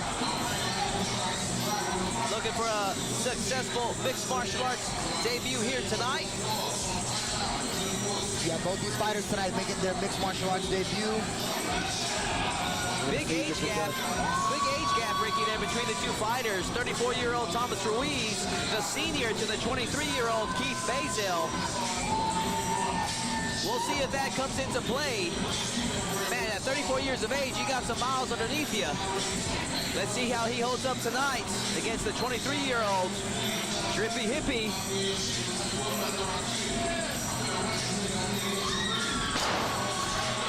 One heck of a vertical leap there for Keith Bazil, and he is ready for action. Yeah, he's feeling that energy, bro. This is gonna be a great fight between these two guys. Both of them over 6 foot. We're gonna see what goes down.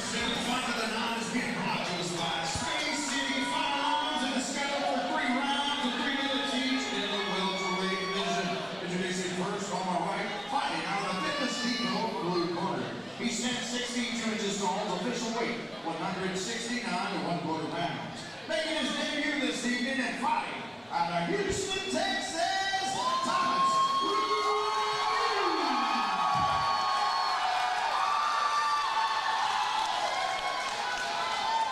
across the cage on my left, fighting out of the Newcomb Law Firm red corner. He stands 6 feet 1 inch tall, weighted at 168 pounds. Also making his debut this evening and fighting out of Houston, Texas, the Drippy Hippie, Keith Bazil.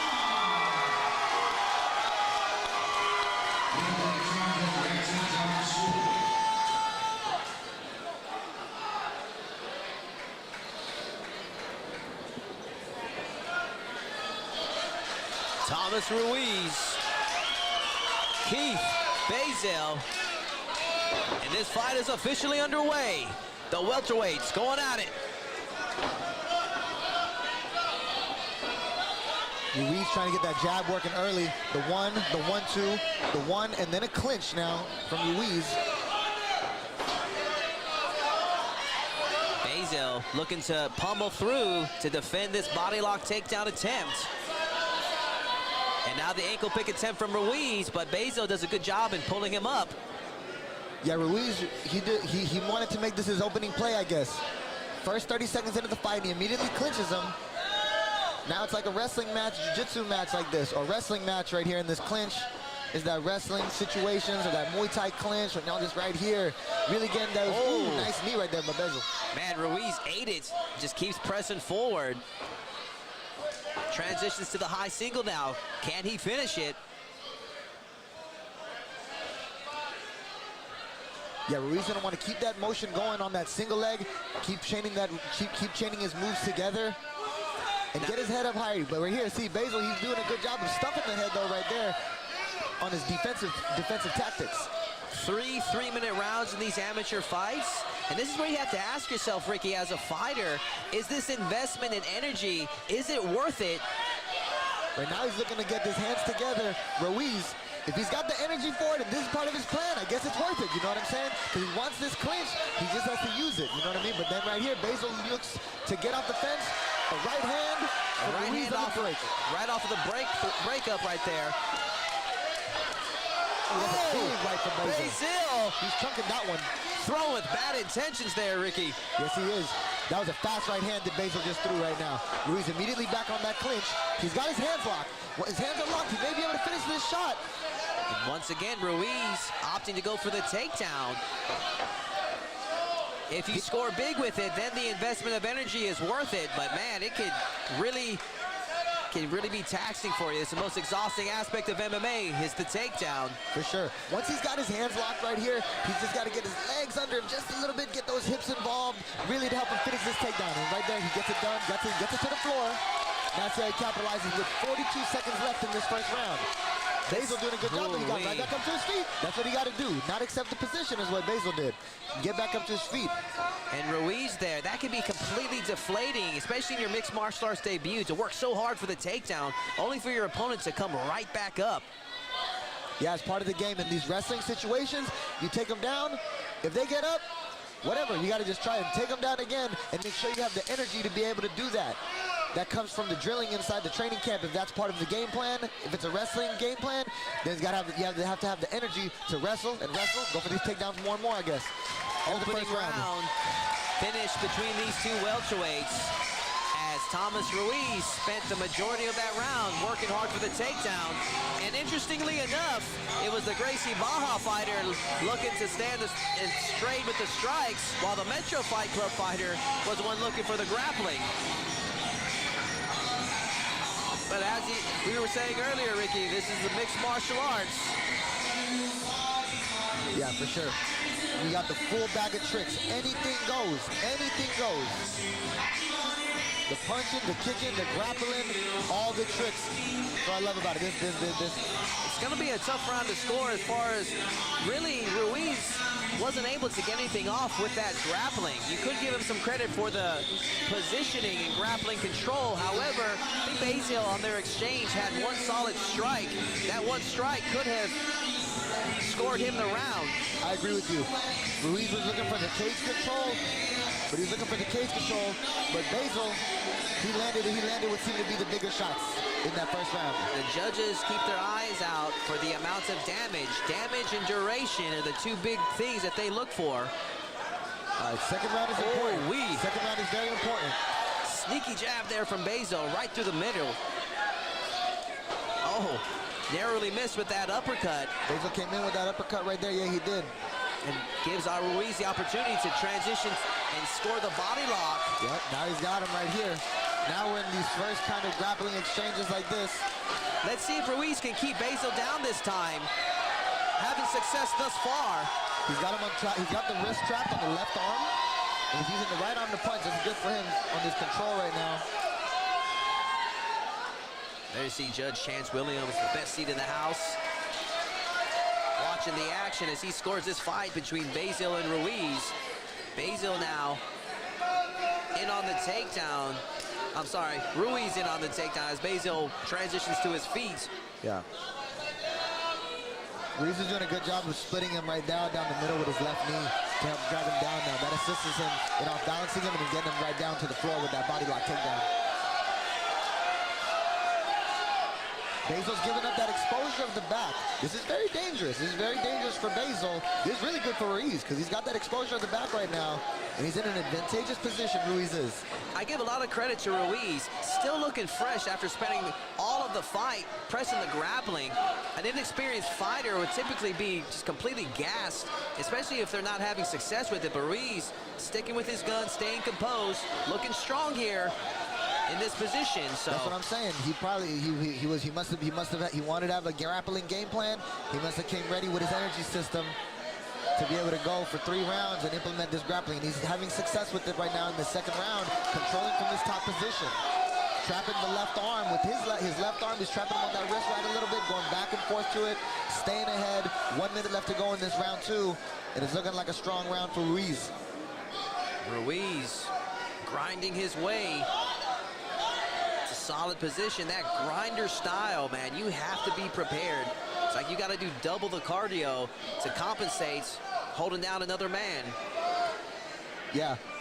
Ruiz is doing a good job of controlling this top position. Basil got to keep working from this bottom half guard if he's trying to escape from here. The left arm is what's going to help him a little bit. He's got to keep making some space. He's got a little bit right there, but the overhook with the left arm is going to keep him more pinned a little bit. You know what I mean? He's going to need to try to get those hip escapes in, create some space to get back to his left hip with the left arm underhook to try to get some sort of motion to get an escape route going. But there's only 15 seconds left, so it's looking like it's going to be Ruiz's round. Ruiz now with the double underhooks there, Ricky. I mean, he has total control. Yes, sir. Short time left, and this is a big round for Ruiz.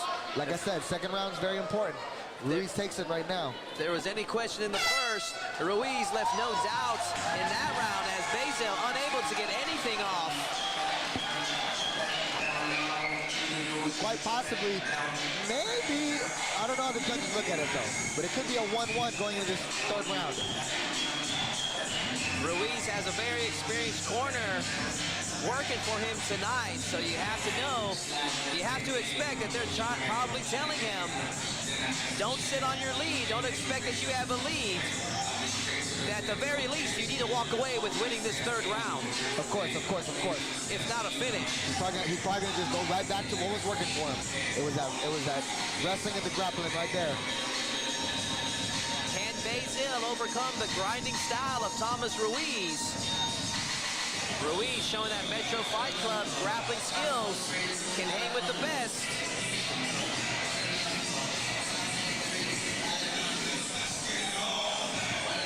Keith Basil's coach, Ricky, I mean, what do you tell him to do to overcome that grappling, grinding style of Ruiz right now? I suppose if I say something simple right now, on the commentary booth, he's got to keep fighting for those underhooks. If they're on the wall, he's got to get those underhooks to set him free from those wall positions. Even if he's on the bottom, create that space, get to his underhook to get to his escape. He can't settle in these bad positions when he's controlled on the fence or controlled on the floor. But right here, now, Basil's opening up with the hands. Basil having success just plowing right through the middle of the guard of Ruiz. He needs more of that if he plans to win this fight. He had to use his speed. I believe that right now Basil may be a little bit quicker. He needs to use his speed. But Ruiz is doing a great job of controlling the center and coming with the bombs right now. Cage is a little bit slippery now. You got to make the adjustments. And I agree with you. Basil has the speed advantage on the hands. That jab and then the right hand from Basil. He's circling.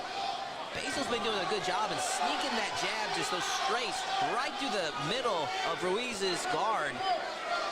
Let's see if he can follow up with a big right cross. Ooh, they're exchanging right here inside the pocket. And Ruiz, no slouch himself, displaying his striking skills right now. He can do more than just grapple. He can throw down if he needs to. I'll tell you what, where I said that Basil may be having more speed, it looked like Ruiz may be having a little bit more cardio right now. He goes some exchanges right now. Ruiz goes right back to where he was having success in the second round in this clinch position. He's clinching him up. He's got the left arm under him, the body lock, and that left knee is trying to get some work in again, trying to get back to that same position he was in. This is a big third round for these two fighters. Yes, great fight. It's been a great fight for sure. Ruiz now opting to transition back to the grappling. Ate some good shots from the speedy Basil. Minute 30 left. I'd have to say the winner of this round is going to be the winner of the fight. And Basil looked like he was trying to transition to a guillotine choke. But Ruiz, too much on that takedown. Yeah, he stayed on that takedown, stayed on that body lock, got to the legs, lifted him, got him to the floor. And now he's got 1 minute left in this in this fight. Ruiz smothering from that top position.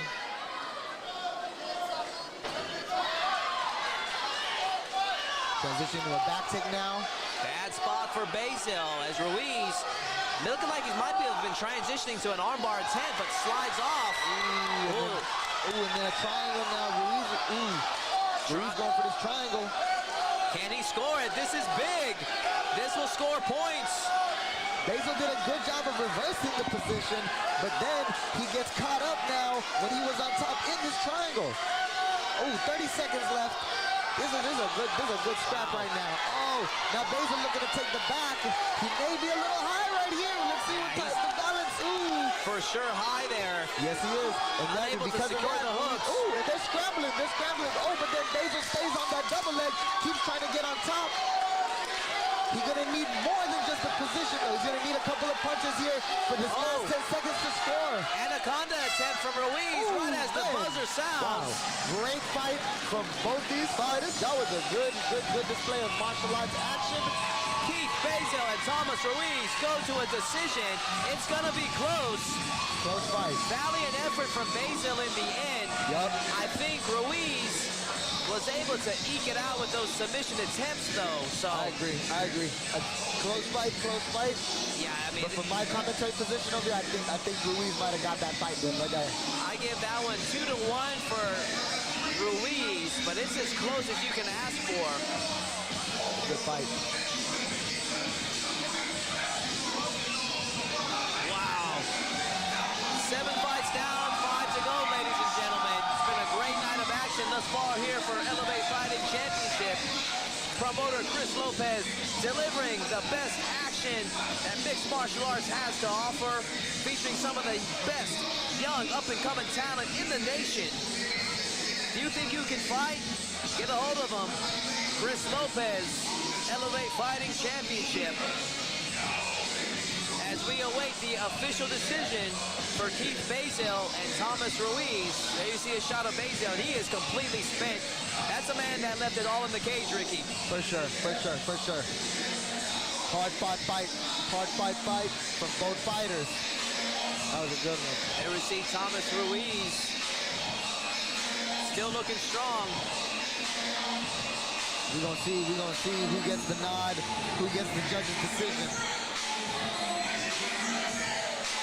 Taking a look over, I'm looking at our ring announcer, Colin Cantrell. He's collecting the last scorecard, and we're gonna hand it over to him to make this fight official. Right, let's see it.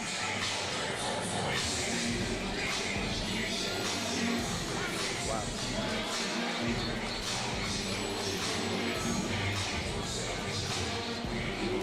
Believe it or not, we got a split decision, and I want to hear. Oh, wait. Wow, is my mic on right now? Oh man, it's a split, baby.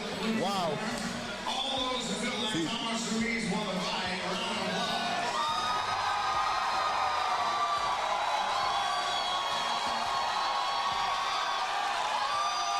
All those who feel like Keith Basil won the fight, round of applause.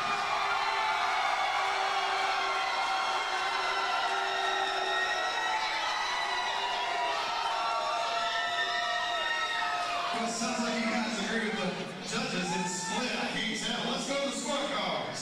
Ryan Thompson scored the fight 29-28 for Brazil.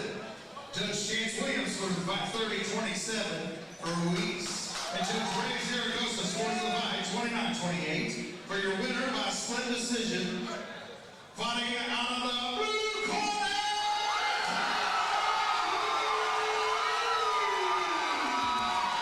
And Thomas Ruiz earns his first victory in mixed martial arts, and the decision went to the right man, Ricky. Yeah, I agree with you on that. I think Ruiz did enough to get the job, to get the nod. And So that was good one right there. it was appropriate split decision. It was close. Close So fight. It was a hard-fought fight, you know what I'm saying? But Ruiz gets the nod at the end, you know what I mean? Respect to both fighters, you know? But tonight is Ruiz's night, you know what I mean? Congratulations to him. And Ricky, that leads us to our next fight of the evening as we have a catchweight bout of 160 pounds as Jonathan Rosales takes on Aaron Madison in a 160-pound shootout. It's gonna be a shootout, baby. Let's go. We still have the main event of Anthony Torres taking on Kevin Martinez for the Flyweight Championship coming up. That's coming up in 3 more fights. So if you haven't spread the word yet, share it with your friends. All right, ladies and gentlemen, moving on to our next fight. Please help me welcome to the cage, representing the Revolution Dojo, Jonathan Rosales.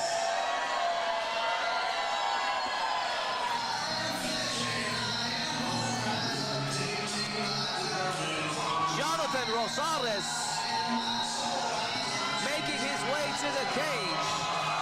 They call him the Outlaw. 5'7", 33 years of age, representing Elite MMA. Currently resides in Baytown. Officially weighed in at 159.1 pounds. And he looks ready, Ricky.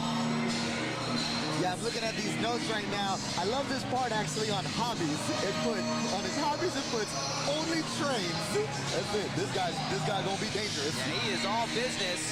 His hobby is training. His hobby is fighting. So, much like yourself, Ricky. For sure, baby. We got you the title of the Ultimate Fighter. Oh, yeah. Let's go. Putting you over, brother. Oh, thanks, baby.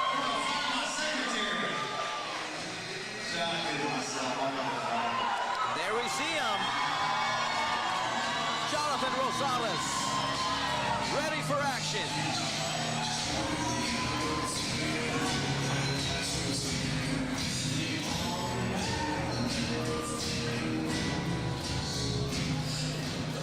And now, representing the Revolution Dojo, please help me welcome to the cage, Aaron Madison.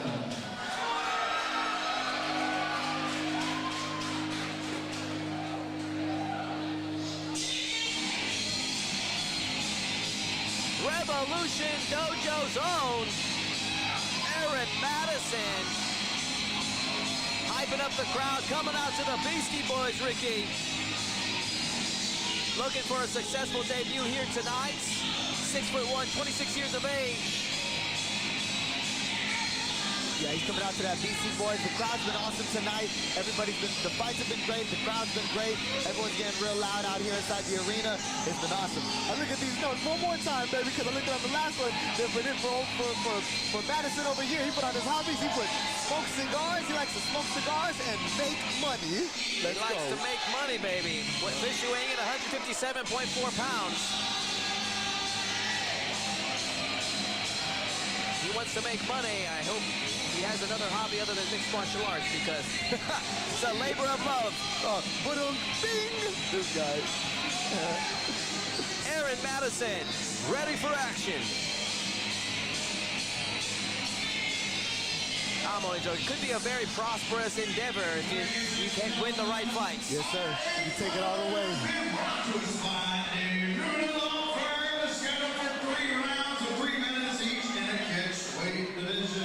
Introducing first on our right, fighting out of the Fitness Depot blue corner. He stands 5 feet 7 inches tall, official weight 157.5 pounds.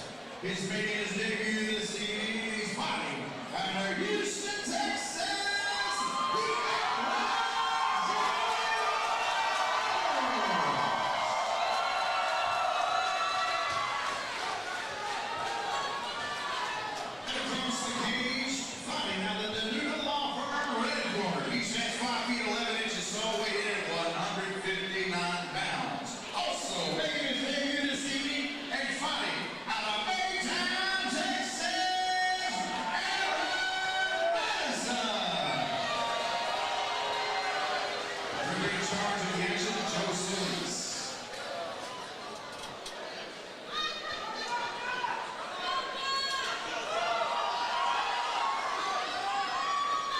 Aaron Madison, the Outlaw, Jonathan Rosales.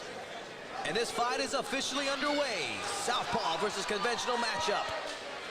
Ooh, Southpaw versus Ortho, eh? Madison standing in the southpaw stance with that right hand lead, wearing the yellow trunks.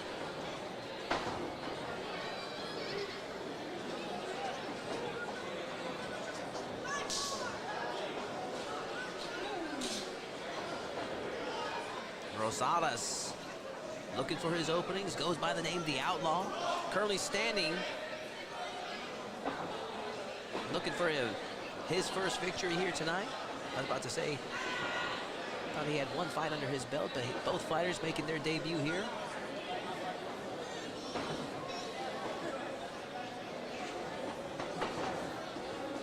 One minute into this first round, both still feeling each other out, you know? But that's cool, whatever your playbook may be, you know what I mean? Some of these fights have started off very, very quickly. This one, they're really taking their time right now, and that's cool, that's good too. Both these fighters agreed to fight at 160 pounds. That's not an official MMA weight. And that's a sign of two fighters that feel that they're a little too small for the 170-pound division and a little too big for the 155-pound division. Testing the waters at 160, seeing where they spit out best. That's good they were able to agree to a catchweight bout. Halfway through this first round right now. Some good exchanges in the pocket from these fighters. And now we have our first clinch attempt from Rosales. And Madison with those knees to the midsection and a right hook on the break. Some good strikes landed right there by Madison in that clinch. I imagine Madison with the Thai crunch has a lot of experience working Thai clinches and close range strikes. I feel you on that. Representing Revolution Dojo. Just under a minute left here.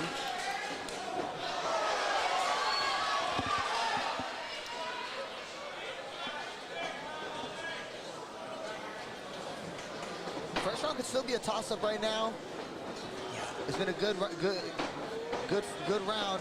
Both fighters really respecting each other. Not too much action, but it seems as Madison's putting a little bit of the kicks together right now. Yeah, with 30 more seconds left to go. These are those tough rounds to score from the judge's position where really nothing significant is landed. Right there, Rosales landed a very loud body kick. I think that was more of the smack of the foot, opposed to seeing like any crazy damage. When the round is so close like this, it could be who just sprints that last 20 seconds, who gets that final, those last couple punches in, those last couple kicks in, those last little dominating movements. That'd be a veteran move there to try to steal the round in the last 10 seconds, especially with one where little damage was done. Tough one to call as we have Jonathan Rosales and Aaron Madison finishing up that opening round. And of the two fighters, Rosales still looks a tad like he's trying to find his sea legs out there. Looking a tad more like he's still in search of his comfort zone here inside the cage. For sure, inside the ring, man, like you said, trying to find his comfort in there. It's a very uncomfortable situation. It's a fist fight, and it's their debut right now for these fighters, you know? So it's literally getting settled in right now, finding their rhythm inside the ring. They both seem like they have a lot of respect for each other right now. We'll see what happens in the second round, though. See who looks to open up a little bit more and really get their combinations flowing. Both fighters still looking fresh. And sometimes you need that feeling out round to really open up. Let's see if these two fighters can open up in round number 2. I agree with you on that. And you know, hey, that's why I said sometimes it just literally depends on you as the fighter. What is your moveset that you are going to be using? That first round, you got the opening move. Is it going to be a fast pace and you go right to the get? Or is it going to be more of a feeling out? It depends on what's going on with your opponent. Curious to see what Joe Solis was saying to both fighters in the start of that round. I don't know if he was worrying about bringing up the kicks to watch out for the low blows, or if he was encouraging both fighters to pick up the pace. If this fight goes on, I'll see if I can flag him down and see what he said. Nice combination from Madison. Rosales goes into the clinch. Madison throws that knee to the body, though, right there from that clinch position. Rosales is in on a single leg. Rosales ate that knee, as you were saying, Ricky, as he worked his way in. And right there, Madison was in a crucifix position. If he transitioned to a submission from there, neck cranks are not legal in the amateur division.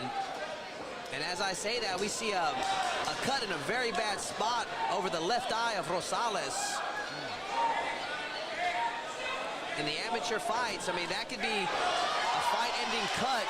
They don't give much leeway to the amateur fighters. Yeah, see, that is a nice cut right there on the left side of Rosales' face. That one is pouring out. Left kick. Madison's really starting to pick up the pace now in this second round. He's controlling the center of the octagon and running his combinations from that left-handed stance.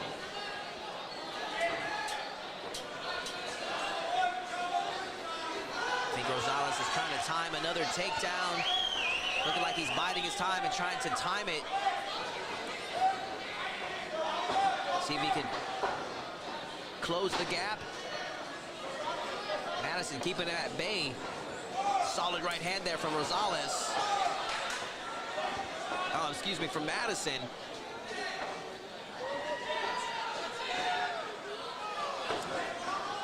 Little jab from Madison from the southpaw stance. Right kick upstairs. Rosales looks to circle to the right-hand side. Sometimes that could be dangerous, though. Circle to the right-hand side of the southpaw fighter. Keeping a close eye on that cut from Rosales. And it doesn't look like it's dripping directly into his eyes, coming out to the side. Yeah, there's blood sometimes in these mixed martial arts fights, baby. It's the real blood, the real fights. And these guys are putting it all on the line right now inside the cage here at Elevate FC. As long as the blood is not blurring his vision, they'll let it continue. And Madison now going in for a takedown himself. Yeah, they collide and they crash. In that collision, Madison goes into the takedown situation. Rosales circles off. Looked like a standing switch fight there from both fighters. Short time left in this second round. Nice body kick from Rosales. Still anyone's round at this point, Ricky. I think that cut's gonna really, though, have a I believe, yeah, influence on the judges. For sure, the damage in that second round was from Madison. I believe he controlled the cage too. He was controlling the center more. Madison was. He opened up the cut. He was putting his combinations together, sending the left kick to the body. I think that was a round for Madison right there.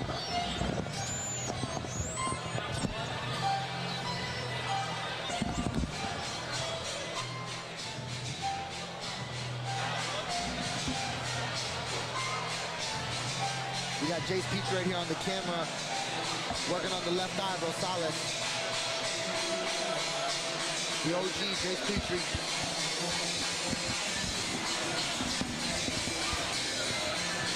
Yeah, curious to see if Joe Solis will call in the doctor to take a look at that before they start round number 3, the third and final round.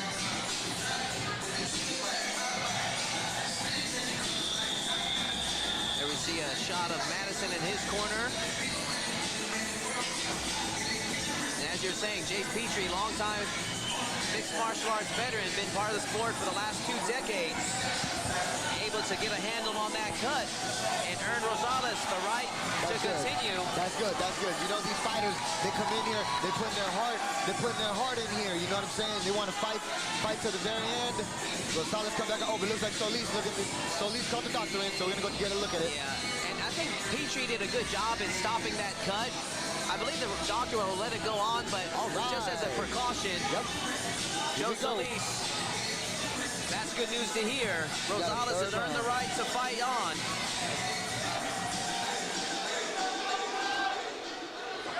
Third and final round between Rosales and Madison. Here we go. See a little bit more of the pep in the step of Rosales. Yeah, with that cut on his face right now, he's going to have to really just look to just open up, put some combinations together down the middle, and try to connect on the chin.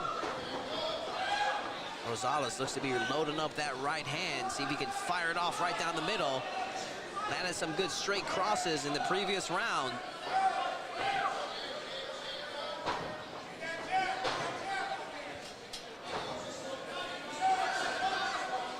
Madison, the longer of the 2 fighters, controlling the outside range. Trying to back Rosales up into the wall. Controlling the center. Madison throws that low kick downstairs, but then Rosales immediately answers back with that right hand upstairs. Again, a kick from Madison, but then a set of punches from Rosales. With 2 minutes left in this fight, though.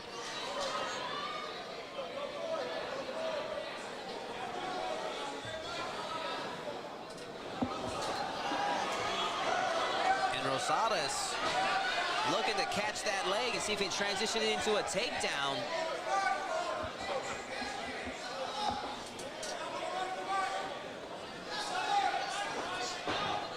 Yeah, Madison doing a good job controlling the center right now, you know.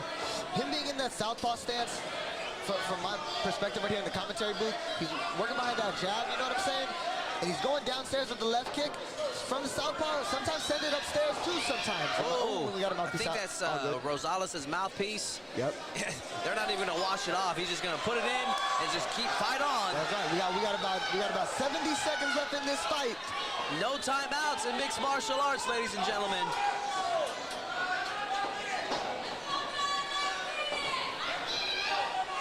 Nice little teep kick from the front side by Madison. Rosales comes with the right hook. Madison answers back with a right hook as well of his own, countering back. Time is running short for these two fighters. I think Madison got round number 2, a toss-up in round number 1. With 35 seconds left, let's see who's going to sprint to the finish now and really put the final finishing touches on this fight between Madison and Rosales.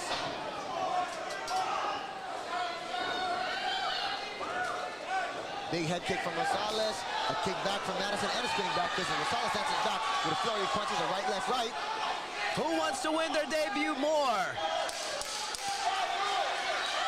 Can the outlaw Jonathan Rosales, or will it be Revolution Dojo's own Aaron Madison, as these two fighters go the distance here at Elevate Fighting Championship number 3. That was a great fight. Good fight from both sides. That was nice. Really, the only clear round there, Ricky, was round number 2 due to that cut from Madison. I see you, yep. It's gonna be an interesting scorecard to hear. Yeah, we're gonna see what the judges think. We'll see how this pans out. There you see Madison and the Revolution Dojo crew.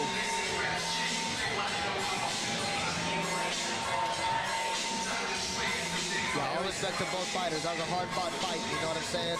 The Warriors come in here on this Saturday night here at Elevate FC, and they're doing the real gladiator things, Rosales and Madison. So much respect to both of them. There we saw a shot of our cut man, Jace Petrie, who did an excellent job in controlling that cut in between rounds.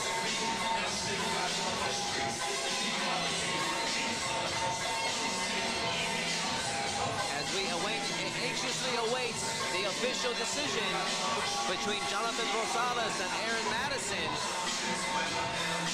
We still have 4 fights left, ladies and gentlemen, including our 2 championship bouts.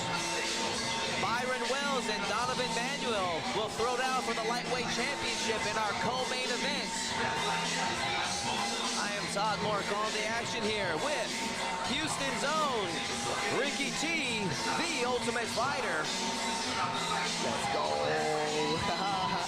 Fresh off of his victory last November in the Ultimate Fighting Championship UFC Fight Night. And we are very pleased to have him here tonight with us at the Elevate Fighting Championship. Yeah, it's awesome being here, baby. I'm really having a good time, bro. First time for everything in the commentary booth, you know what I'm saying? So first time for everything, having a good time calling these fights with you. We have another split decision. Ooh, wee. Yeah, it's always a split. I want to hear from y'all. We'll start with the blue corner. How many of you guys felt like Jonathan Rosales did another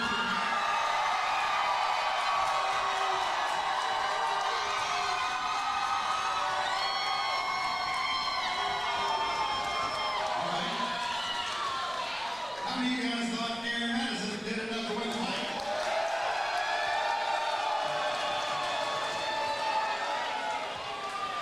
Judge Ron Thompson scores the fight 30-27 for Aaron Madison. Judge James Williams scores the fight 30-27 for Jonathan Rosales. And Judge Ray Zaragoza scores the fight 30-27 for your winner by split decision, fighting out of the red corner. Aaron Madison, victorious in his mixed martial arts debut. bringing the victory back home to Revolution Dojo. Congratulations to him and his fight team. I'm sure we'll be seeing many more of him in future Elevate Fighting Championships. And Ricky, that brings us to our next fight of the evening as we go to the welterweight division, as we have Emmanuel Hardware taking on Charles Woods in what should be a barn burner of a matchup. Yeah, we got a 1-0 Hardware. We got Emmanuel Hardware, 1-0 versus Charles Woods making his debut. Metro Fight Club versus Fortis MMA. It's gonna be a good fight. This is the Booker T World Gym Arena here in Texas City, Texas, on a rainy Saturday night. We've had a great night of action thus far for Chris Lopez and Elevate Fighting Championship. Shoot them a follow on social media. We're about to hand it over to our ring announcer, Colin Cantrell, for the next fight.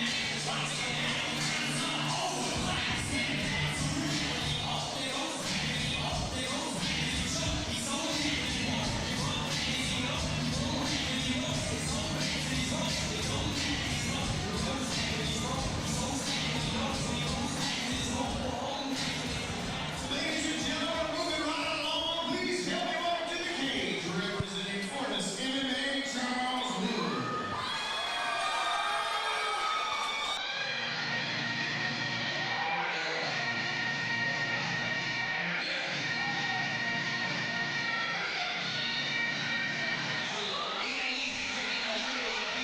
And here we have Charles Woods making his way to the cage.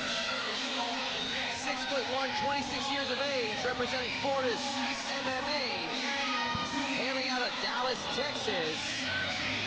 Weighing in officially at 169 pounds. This will be his first fight ever. Going against the double tough Emmanuel Hardware. Fortis MMA known for having top quality talent in the sport of mixed martial arts. Some of the sport's top fighters hail from that gym. And as I've said for years, Ricky, Texas produces the best athletes in the nation. And right now, mixed martial arts is reaping all those benefits. Yeah, it's so great to see how much talent has come out from the Texas scene out here. You know what I'm saying? It's awesome to see. It's awesome to see. It really is.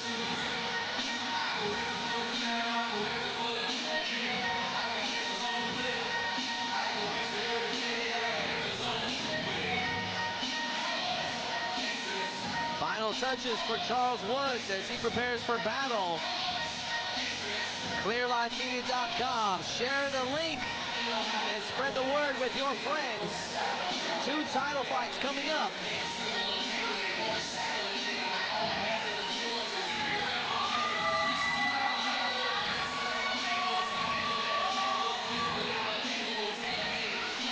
Charles Woods, ready for action.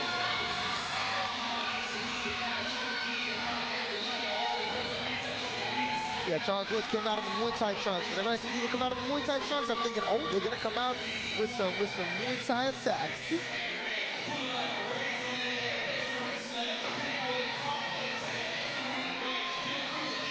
We shall see.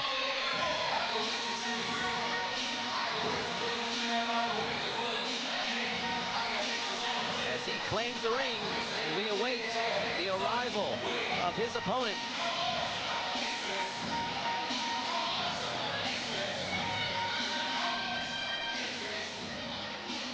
Ladies and gentlemen, opponent makes his way to the cage, representing Metro Legacy, Emmanuel Hardware.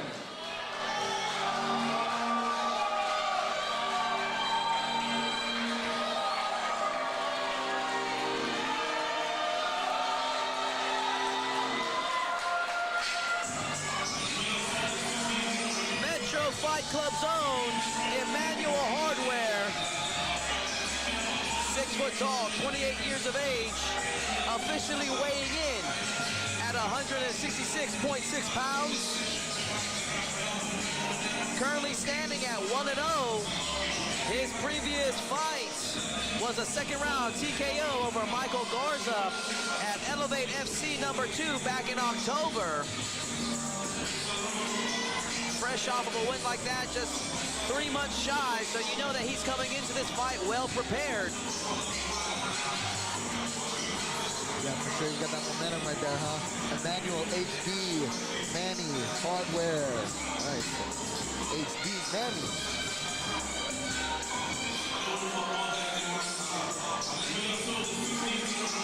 And you have to think, having just that one fight edge over a debuting opponent could be critical in the confidence level of Manny Hardware. Well, yeah, you know, every single fight is experience. It's all just more experience. 1 fight, 2 fights, 3 fights, 10 fights, 20 fights, whatever. It's all more experience. So he has that 1-0. That's one more fight experience that he has under his belt right there. You know what I mean? So he's got a little bit, maybe a little bit more use to it right here. You know what I mean? But it's gonna be a good fight. We're gonna see what happens.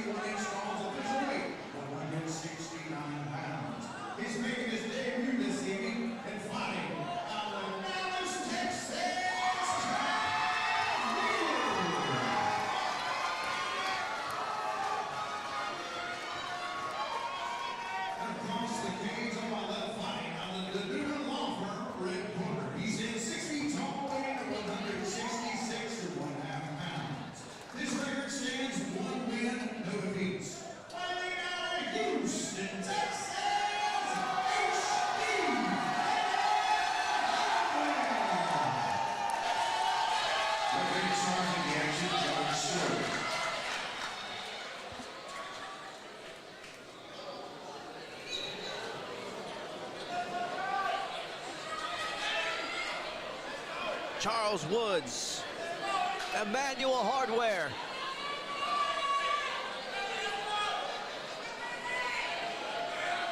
And this fight is officially underway. Oh, look, another Southpaw versus Orthodox matchup again. Woods out of the southpaw stance. Hardware in the traditional, conventional. Yes, the lefties came out to play today. Man, Woods looks very long at 6'1". Quite the wingspan on that fighter.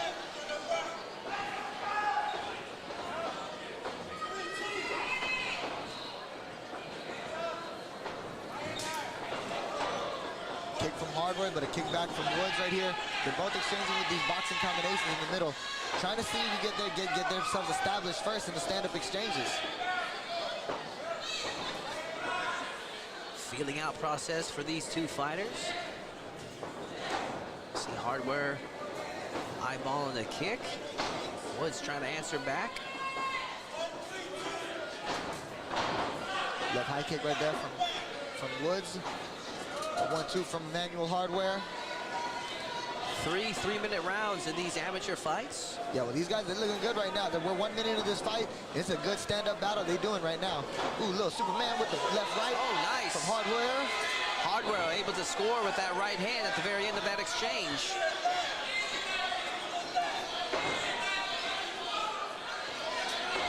Little pump fake, then a jab to the body from HD Manny. Little hand combo, then it goes to the left kick from Woods. Blocked by Hardware. Both fighters still looking for something significant to land in this opening round. Oh, Hardware narrowly missed with that right cross. Yeah, the strategy is different between 3-minute rounds and 5-minute rounds. That extra 120 seconds in a 5-minute round makes it a little bit different. So with these rounds being shorter, you got to get to the action and really get the job done, get the deal sealed in. Yeah, what's crazy about that time length is one takedown could eat up the majority of a 3-minute round. So yeah, both these fighters right now, they're both throwing combinations. It's been a good stand-up fight between them. Woods standing right now, firing that high kick. Then a kick back from Emmanuel. Just under 30 seconds left in this opening round. A combo and a kick from Woods, but then a kick back from Emmanuel. Again, we've had a lot of split decisions tonight. I think it could be attributed to as well, like just, hey, sometimes. Just under 10 seconds left in this welterweight matchup. Ooh, oh my goodness. Big jump and a spin from Woods. All right, good first round from these fighters. Woods didn't land clean with that kick, but it looked like a little bit of something of the shin landed on Hardware, and Hardware shook it off. Tough round to score. I think Woods finished stronger, could have influenced the judges. As we were talking, the split decisions, the two previous fights have been very close matchups. The judges really working hard for their paychecks here tonight, Ricky. Yeah, you know, in my opinion, in my humble opinion, sitting here in the commentary booth, the rounds are shorter, and in those times, if it's a split, it's because it's a very much of a toss-up. So if you're choosing to do a stand-up, if it's the final one and you need to put that stand-up, the stamp on it, and you want to be a stand-up fighter, the big combination of 4-4 combo, if you can make it happen with a kick and something like that and make it look big. Or if you want to go with the grappling round, then you need to go ahead and really get that final situation to really dominate it with some sort of grappling exchange and some punches. You know what I'm saying? To seal the deal in these short 3-minute rounds. All about strategy coming from one of the best to hail out of Houston, Ricky T. Yeah, I really appreciate you, Todd. We are about to start the second round between Emmanuel Hardware and Charles Woods. Once again, another southpaw versus conventional matchup.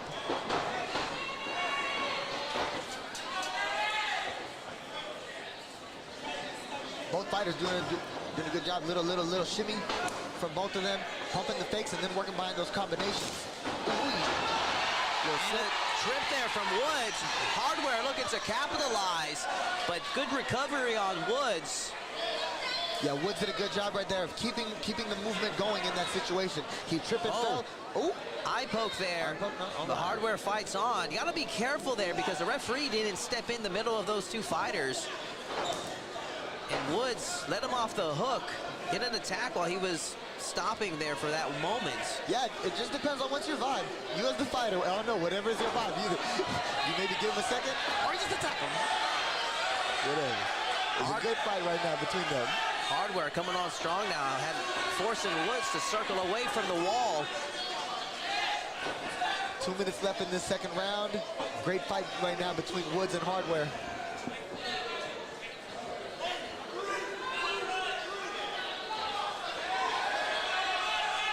Solid combo down the middle from Hardware.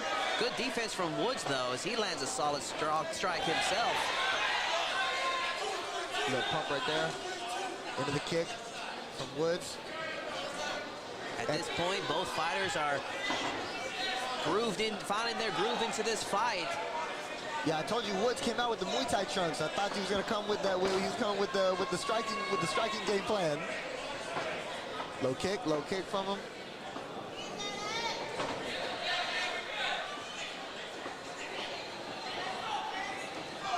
The 1-2 from Woods. It looks like he connected big right there. Oh, that he's looking for the left hand kick right here, and he's got Hardware's in trouble. He's looking for a finish. He's looking for the finish right here is Woods. Hardware's in trouble. The referee's letting it go on. He smothers him, and that was, that was a big head kick.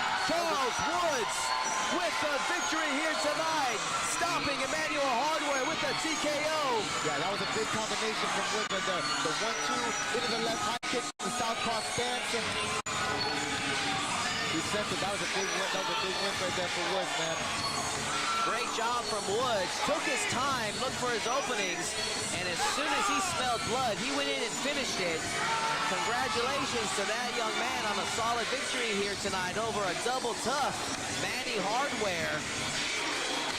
And actually, surprisingly, like the referee let that go on, has made it very definitive. I wouldn't have blamed the ref if he had stopped it a little bit sooner. Yeah, there was no hesitation there from Woods. He threw his combination, and when he connected, he knew he had to go in there for the finish. And thankfully, we see right there, Emmanuel Hardware being checked by Dr. Guerrero, looking to be okay from the surface. That's good, that's good, that's good. There you see our winner, Charles Woods, celebrating his victory here tonight. 26 years old out of Florida's MMA. Good show of respect right here by Woods and HB Manny, you know what I'm saying? All respect, all respect, all respect. Yeah, and it's looking like Manny is okay, which is great news to hear. We're gonna make this official here shortly. Our ring announcer, Colin Cantrell.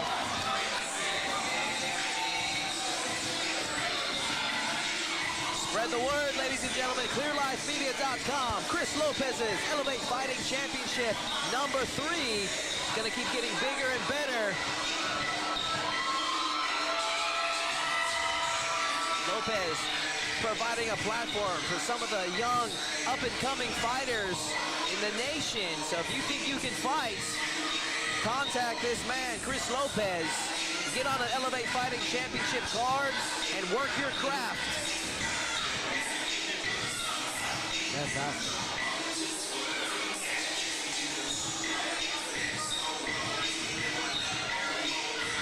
And let's make it official, ladies and gentlemen. Both fighters are being called to the center, and we're going to hand it over to our ring announcer, Colin Cantrell.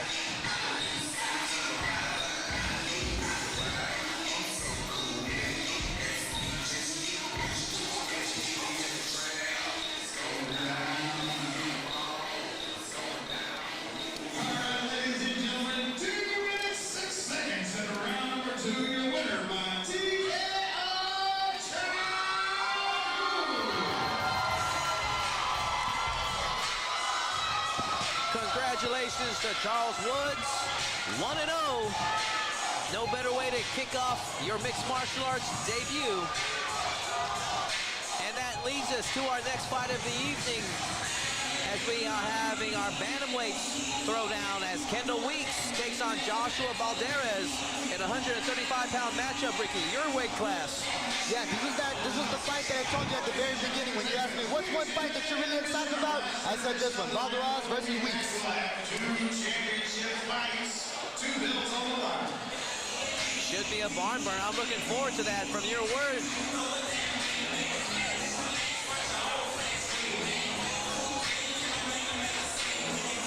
Looking at the return of Kendall Weeks. Yeah, on his last outing here at Elevate FC, Kendall Weeks had gotten the fight of the night. Him and his opponent that night, they had put on a great display of mixed martial arts action. We're looking to see if Kendall Weeks could bring it to 2-0 today. The hot prospect coming out of Gracie Bahama Woodlands.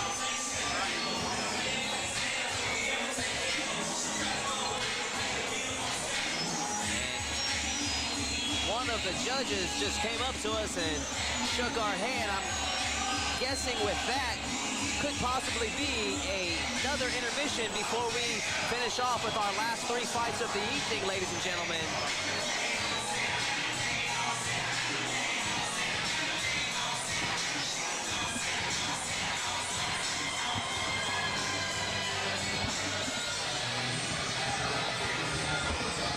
Don't go anywhere, ladies and gentlemen. It's looking like we're going to take about a 5-minute intermission.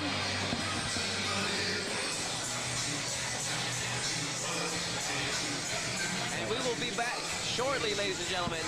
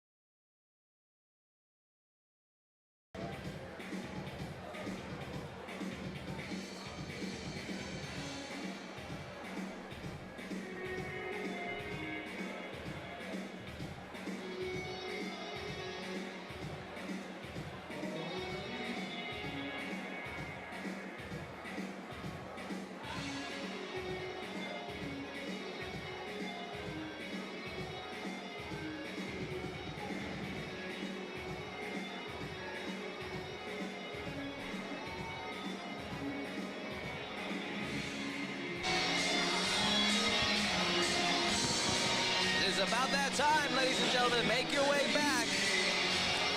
3 fights left. We got a party going on here tonight at the Booker T World Gym Arena, Texas City, Texas. I am Todd Mark on the action with Ricky T. And we are bringing out fight number 10. He is one of the best criminal defense attorneys, also DWI, in the world. This guy was selected 2021, 2022, and 2023 list of super lawyers in Texas. Look, yes, let me tell you, chances are, I don't know a lot of people drinking, right? Somebody's gonna get pulled over tonight. Chances are, you know, you might blow dirty, right? So, you're doing the law firm. You don't want a regular lawyer on your side. You're gonna go to jail. You're gonna lose your job. Get a super lawyer. Then do the law firm. Guys, don't blow, don't take any tests, refuse everything, go to jail for the night. I'm just telling you, and get a good lawyer. Now, let's keep on with some fights. Ladies and gentlemen, please welcome to the cage, representing UFC Jim Pearland, Joshua Balderas.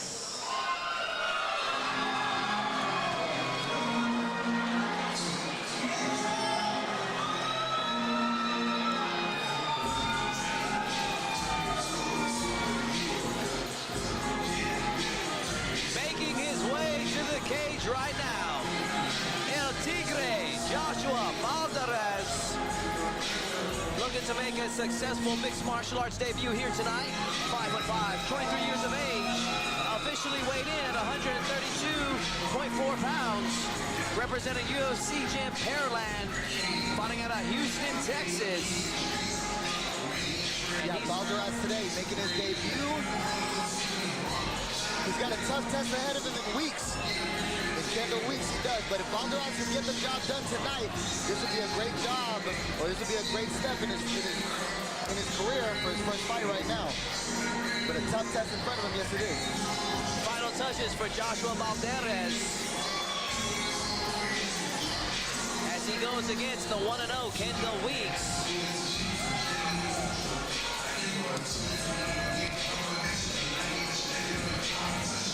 There we have him, Joshua Balderas, ready for action.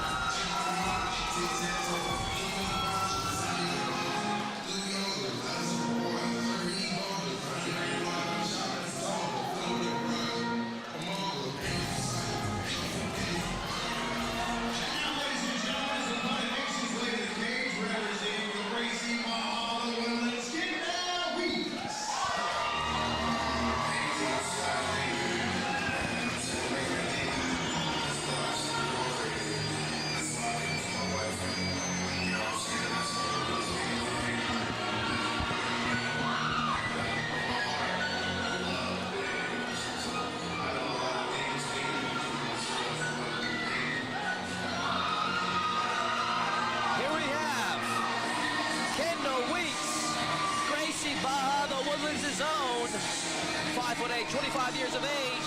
His last fight was in October of last year.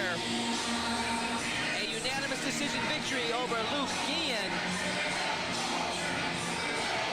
Yeah, like I said on the lead up to this fight, that fight, whenever they fought, it was fight of the night. It was a good one, it was a good experience for Kendall Weeks.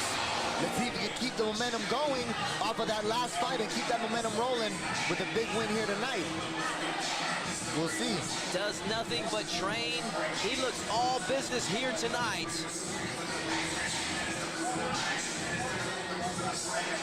There we have him, Kendall Weeks. And he is ready for action. I know you got high expectations for this young man, Ricky, so we shall see.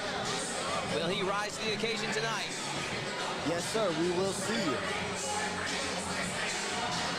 Let's hand it over to our ring announcer, Colin Cantrell. For 3 rounds and 3 minutes each. And the bantamweight division. Introducing first on our right, fighting out of the Fitness Depot, the blue corner.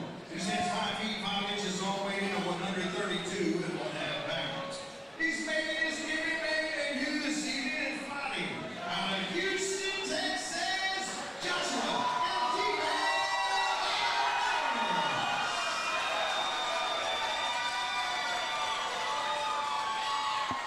Across the cage on my left body, I'm a little bit along for a red corner. He's 6'5", feet 8 inches tall, weighing in at 135 1/4 pounds. Record so far, 1 win, no losses. Fighting out of the women's Texas Kingdom.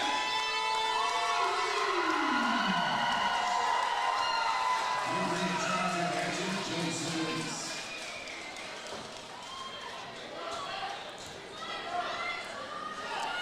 Final instructions from Joe Solis. This is going to be an exciting fight in the bantamweight division. Here we go. Kendall Weeks, Joshua Valderas, and this fight is officially underway, and they sprint to the center.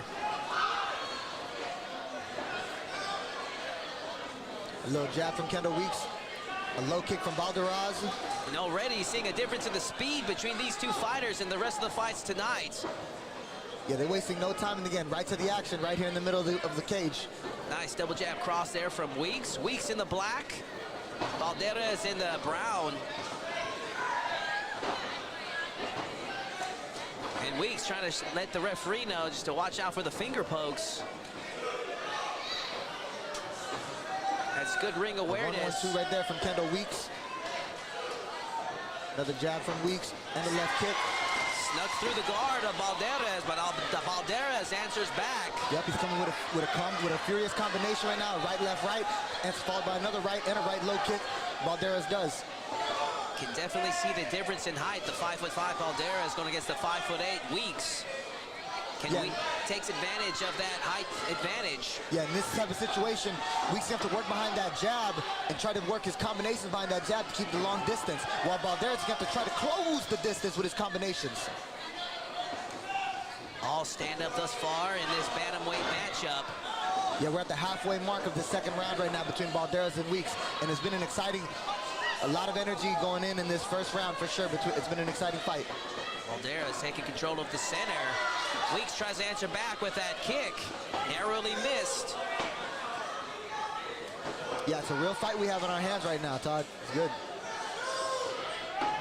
Very technical, fast-paced matchup between Weeks and Valderas. Yeah, both these fighters looking really, really good. Valderas looking for a successful debut against the 1-0 Weeks. Quick transition to grappling, but they quickly abandoned that and went right back to the striking. Like I've been saying today, with these 3-minute rounds, somewhat of a close fight or a close round right now so far. We got 1 minute left. Let's see who's going to put the final finishing touches on it to really let the judges know they're taking this first round. No time to waste in these amateur rounds. 3-minute round matchups. As Weeks looking to land something big, but both these guys, I'm impressed with their defense. Solid guard from the two of these fighters. Yeah, both of these fighters are actually using a really high guard right now. Weeks is moving his feet, got his hands moving. Valderas got the cage control right now and opening up with the right, left, right, the low kick, and he's controlling the cage, and he's the first one to initiate a grappling situation right now with this double leg attempt. I think Weeks scored a solid counter strike there. Takedown attempt from Valderas, shrugged off by Weeks. Short time left. Good double jab cross there from Weeks. Though that kick got a big pop from the crowd, it was blocked from Valderas. Ooh. Round one comes to a close. Close round. That was nice. Close round to score, Ricky. Yeah, I believe so. Very close round to score. Close round to score. You really, in my opinion, like I said, I'm saying it's a close round because sometimes you need something that's going to put a real stamp to really let them know, oh, I got this round. I dominated. Whether it's something in the stand-up or something in the grappling, you know what I'm saying? And if it's close, it might as well be a toss-up. There's been a lot of split decisions tonight.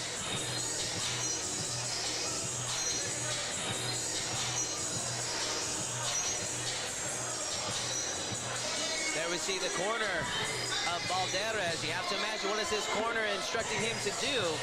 Both fighters having their moments in round one. A lot of speed. Let's see if they can keep up that pace, Ricky.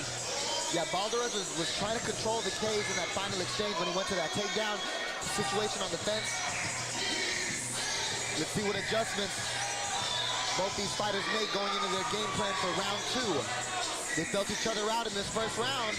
Now we're gonna see who makes the adjustments to take the momentum in this second round. See if any of these fighters are gonna take some risks. There we see the warning from referee Joe Solis about the open palm strikes, or just reaching out with the open palm with the risk of the eye poke. So Weeks opening up strong, striking down the middle. Nice body work right there. Then Weeks answers back with a hook cross of his own. Yeah, good mix-up from Balderas, going high, going low. And now he does the mix-up as well, Balderas, by going to the clinch fence, and then he attacks the body right there, trying to get aggressive. But Weeks answers back now with the punch combination of the low kick, and then Balderas comes right back, though. Man, it's a high punch count from these two fighters. Wish we had CompuBonks right now to keep track of the number of strikes thrown. Yeah, one fighter's going, but then the other one answers back. But then the other one answers back. Making it for a very exciting fight right now. Ricky, I want you to commentate and count the number of strikes at the same time.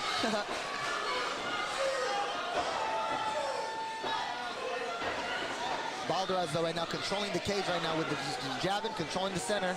Man, frantic pace from these two fighters. Yeah, we still got 2 minutes to go in this second round, too. We're going to see who's got the gas. Who's got the gas to keep this fight going at this pace. Balderas goes for the takedown. Big double leg and a big slam. The first takedown of the fight. Balderas is on top now.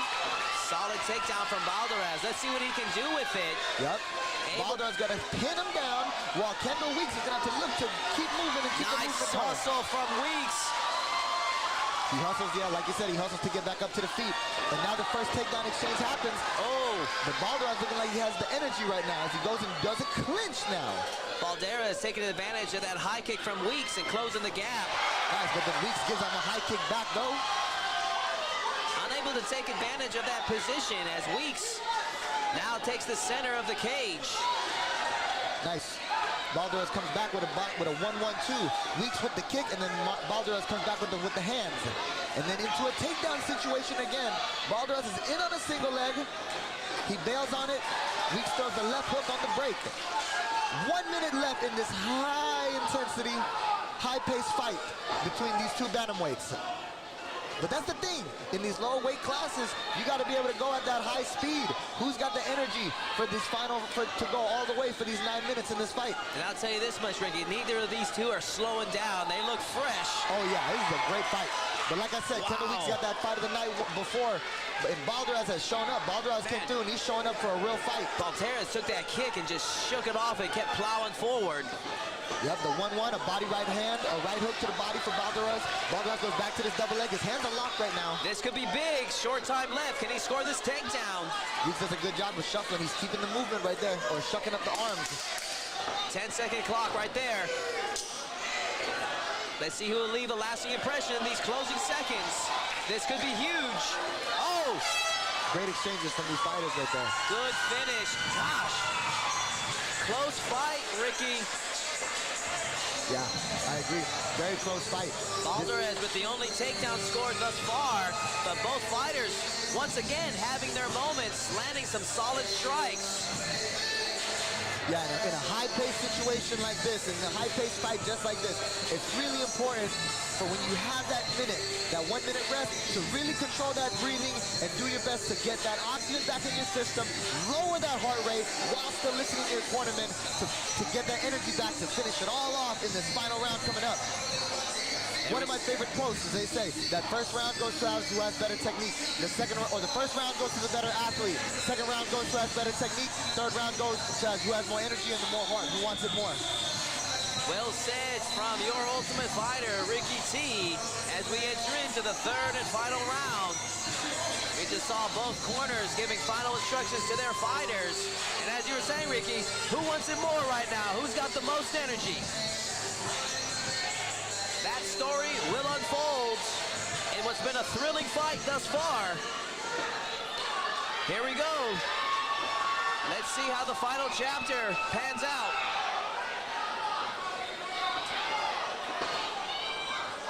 One-1-2 from Kendall Weeks, a hook cross combination, a cross counter back from Weeks. Balderas goes back to the body and the low kick, but then Weeks answers back with a 1-1-2. Notice again, they're just exchanging in the pocket. One answers, and then somebody answers back. Man, short, choppy shots from Weeks, and just Balderas on the flip side, just swinging away. It's a great battle of both fighters attack, defending, attack, defending. Both fighters coming out with a sense of urgency. Yep, and Balderas here with a big takedown attempt right here. And he Goes scores for the with double it. leg. Can Weeks hustle his way back to his feet? He's going for it. Balderas looking to pin the position. But Kendall Weeks is going to have to keep this movement going. Keep the movement going right here in this situation. And there he does. He does a good job of not settling on bottom to get off his back. Balderas was trying to circle to get on top, put himself in a position where he was a little high. Weeks took advantage. Now they are back on their feet in the center of the cage. Yes, 2 minutes to go in this fight. 2 minutes to go in this fight. What an exciting battle between Balderas and Weeks. I am glad I'm not in the judge's seat for this one, Ricky. You think we could be looking at this one as a fight of the night? So far, so good, yes. Yep. The pace, the intensity, and the technique has fight of the night written all over these two fighters. Fantastic. Yeah, fantastic fight right now.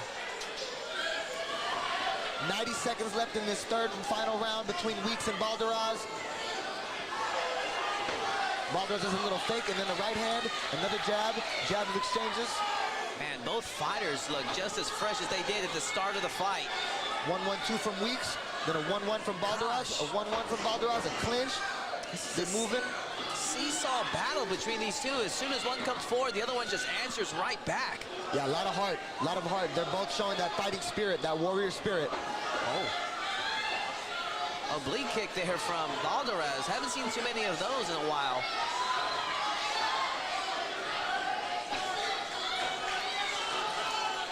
Just under a minute left between these two warriors. Exchange of the right hand, left left hook. Right hand, left hook from these fighters. Jab from Weeks, a right hand to the body. Man, these guys are just throwing down to the center. How exciting, though.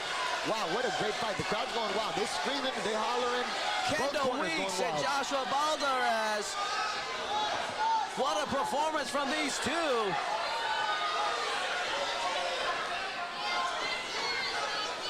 What a show these guys are putting on here on Elevate Fighting Championship number 3.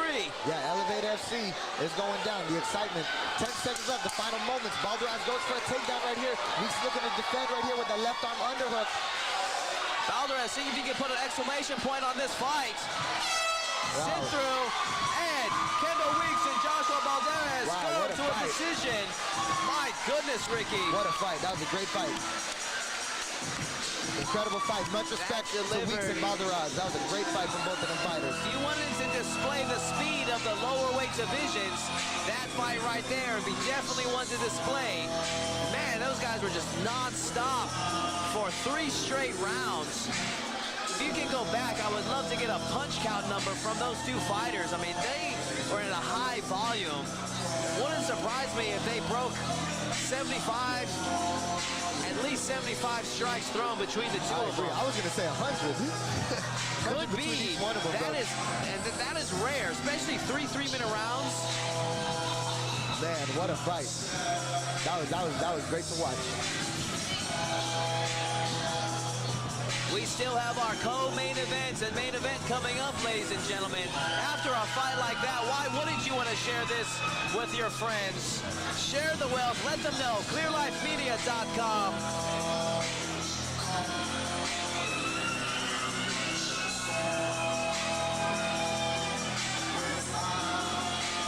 As we anxiously await the official decision here.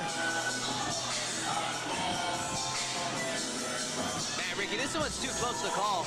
Yeah, it's probably gonna be a nurse split, I bet you. We'll see, let's see what the judges, because I'm just here as a commentator. All right, let's hand it over to our ring announcer, Colin Cantrell. I like it when he goes to the split decision. I'm just going to tell you that. Another round of applause. How many of you guys think Joshua Balderas won that fight?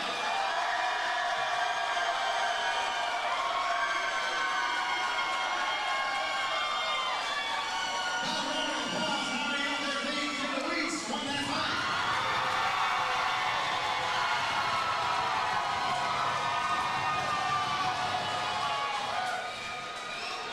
Judge Ron Thompson scored the fight 30-27 for Weeks. Judge Ray Zaragoza scored the fight 29-28 for Balderas. And Judge Chance Williams scored the fight 29-28 for your winner by split decision, Kendall Weeks! And Kendall Weeks remains undefeated our referee Joe Solis was trying to figure out which one to raise hands to. Had to get the assistance from Colin Cantrell. It happens. All respect to both fighters. Balderas, great fight. Fight of the night for both of them. Good fight from Balderas, but Weeks, he did amazing. Let's hear what he has to say. I'm standing with the state, and I told him, there's no judge that's going to be wrong. It was that close of a fight. You got what you want to say, man? I can appreciate that. No judge made a wrong score here. They could have gone either way. It was a close fight. You guys are young in your career. I may like to see that one again someday.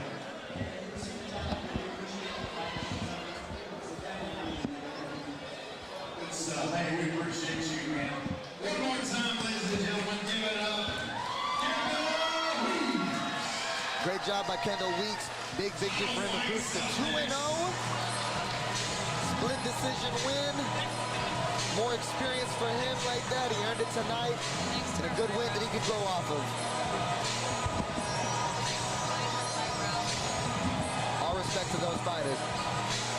Fight of the night for sure. To the victor goes the spoils as Kendall Weeks enjoys his 2-0 record and remains undefeated. We'll be seeing more of him in future Elevate Fighting Championships. And then, Ricky, there was two. As we have our championship fights coming around, kicking things off, our lightweight title as Byron Wells will be taking on Donovan Manuel. Yeah, we're going to the title fights now, baby, so I'm excited, bro. Let's see what these guys, they're at the top of the amateur scene right now, fighting for the belts. Let's see who's taking it home. Championship fights, five 3-minute rounds for the amateurs. Oh, these are these 5-rounders today? 5 3-minute rounds, sir. Nice. That's cool.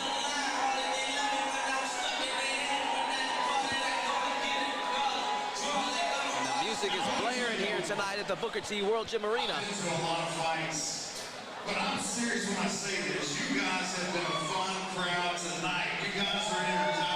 You're getting into it. Love it. Folks, we got 2 more fights. The title fights.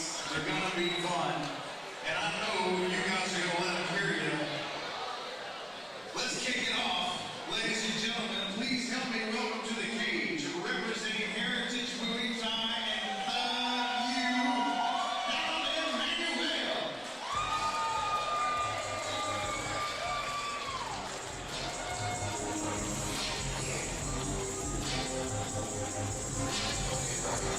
And here we have, making his way to the cage, Donovan Manuel, 5'10", 23 years of age, with a record of 3 victories, 1 defeat in mixed martial arts, weighed in officially at 154 pounds, representing Heritage Muay Thai and Thug Jitsu. There you see the Thug Jitsu master himself, Eve Edwards, in his corner. Right there, just popped into the screen. You see the back of Eve Edwards' head. Texas mixed martial arts legend in that man. A wealth of knowledge in the corner of Donovan Manuel. It's gonna be a good one. We're gonna see it.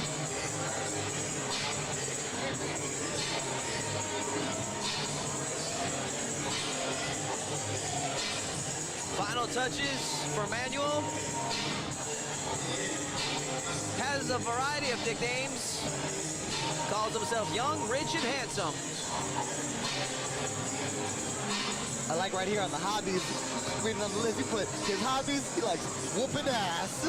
Heck Nice. of a hobby. I can relate. Let's go.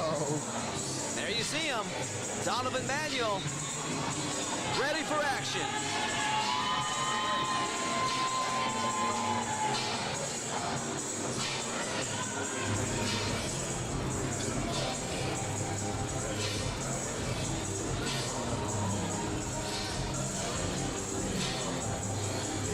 And now, ladies and gentlemen, his opponent makes his way to the cage, representing ACS Mixed Martial Arts, Byron Wells.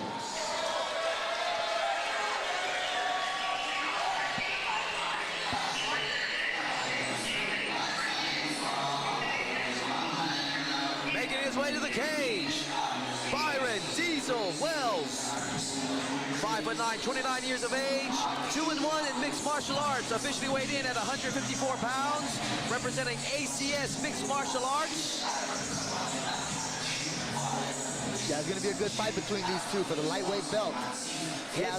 Go ahead, Ricky. No, I was just going to say, I was reading off the hobbies for a boy right here. He put on his hobbies like working on oil rigs and spending time with his daughter. That's what's up. Well, I can respect a working man. His last fight, round 1, TKO victory over Sean Tillman back in September of 2022. 3 fights last year. So he's going into this fight with a lot of momentum and pretty sharp, coming off of a 3-fight year. Looking to kick things off in the new year on the right note, but he has quite the test ahead of him in Donovan Manuel. Yeah, when it's a fight right now for the belt, it's for the belt, it's for the title. Both fighters are going to come in here hungry. So we're going to see who's able to implement their game plan, implement their moveset to get the victory and get the belt tonight. There we see him, the Diesel. Donovan Manuel, Byron Wells.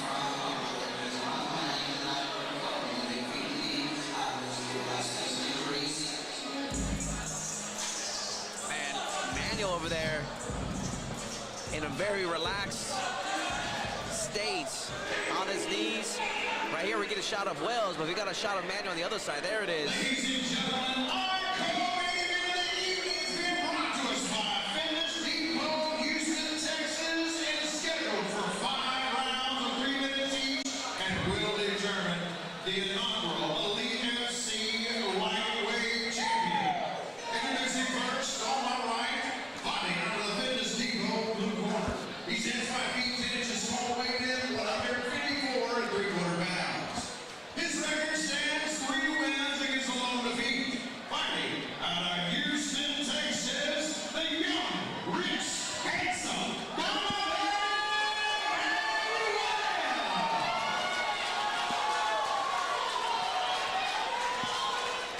And across the cage on my left, fighting out of the Nuda Law Firm red corner. He stands 5 feet 9 inches tall, official weight of 154 3/4 pounds. His record stands near perfect, 2 wins and a lone defeat. Fighting out of Houston, Texas, Byron Diesel Wells. Referee gave final instructions, John Short.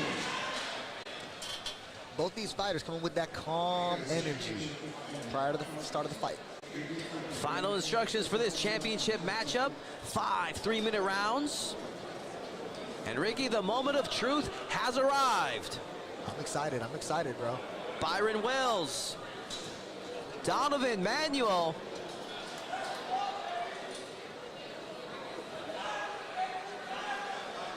The battle for the lightweight championship is officially underway. Southpaw conventional matchup. Just like his mentor, Eve Edwards, coming out of the southpaw stance. Manuel. Give him that little pump fake down low. Give him that level change fake. These Manuels. The jumping high kick. Nice. A big right hand from Wells. And now they're in a collision clinch. Man, good job from Wells there. The Diesel showing his power, just shrugging Manuel off with one hand. Manuel has the blue tape. Wells has the red tape across his wrist.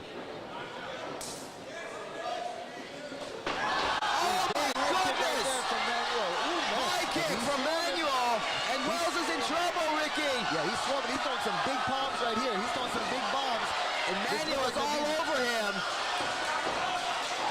Wow, Manuel earns the right to survive, but now he walks right into an anaconda choke. And Donovan Manuel wins MMA Fighting Championship Lightweight Championship. Wow. That was exciting, bro. Literally, a lot of exchanges, bing, bang, boom. They get in that grappling situation. he locked up that choke, it was a done deal. Big win for Manuel. There we see him paying tribute to his mentor, Yves Edwards. Who better to guide you to the lightweight championship than the former uncrowned lightweight champion of the world, Yves Edwards? But this is my man Donovan Manuel's moment. All credit to him. Ricky, what a performance for him. That was incredible. Yeah, that was really good. The big exchanges, and then for him to lock up that choke, that scramble attempt, and then put all the commitment into that choke, believe in that choke. He went for it, he got the job done, and now he's the new lightweight champion of Elevate FC. There he is, young, rich, and handsome. Donovan Manuel improves to 4 victories and adds the lightweight championship to his accolades. Wow, what a performance. Good show of respect from both fighters right here. All respect, all respect. To the Warriors, put it on the line today on this Saturday night. Gladiator things. It all started with the left high kick that led to the ground and pound stoppage. Very reminiscent of a 2004 victory of Yves Edwards over Josh Thompson.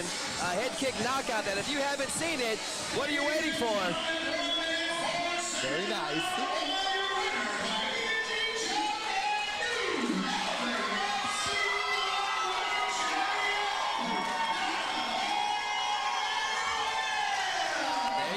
The hardware, Elevate Fighting Championships, lightweight championship belt. Let's see what the champ has to say. Okay, so wait, I'm gonna read your description again. I'll write this for you. Young, rich, handsome.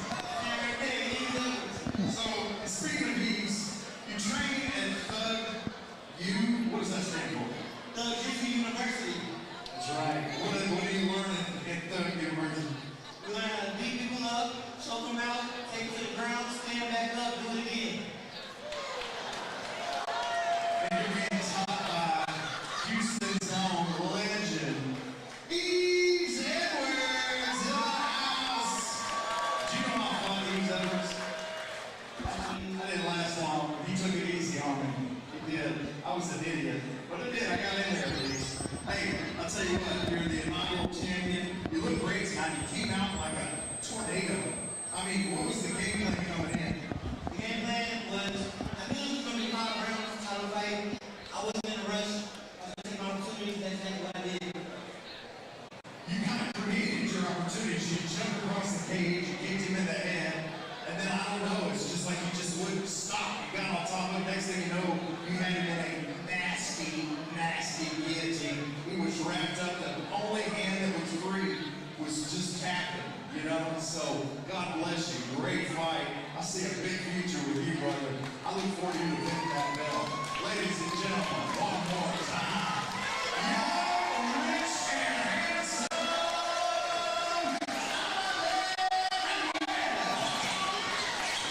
There's our champion, Donovan Manuel. To the victor goes the spoils. Heritage Muay Thai, Thug Jitsu University. And he's made the master proud. Thug Jitsu master Yves Edwards, his protege, Donovan Manuel, going home with the hardware. Look forward to seeing future fights from that young man, Ricky. For sure, for sure. That was a big win for him, you know what I'm saying?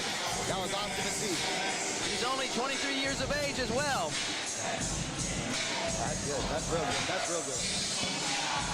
That leaves us down to one more fight. Our championship main event as Anthony Torres takes on Kevin Martinez. Go to clearlifemedia.com. Again, all tonight's fights are available via pay-per-view on clearlifemedia.com.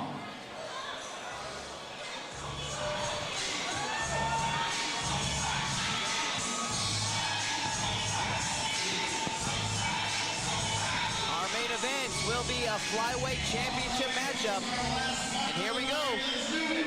Ladies and gentlemen, please help me welcome to the cage representing Austin Racy Houston, Kevin Martinez.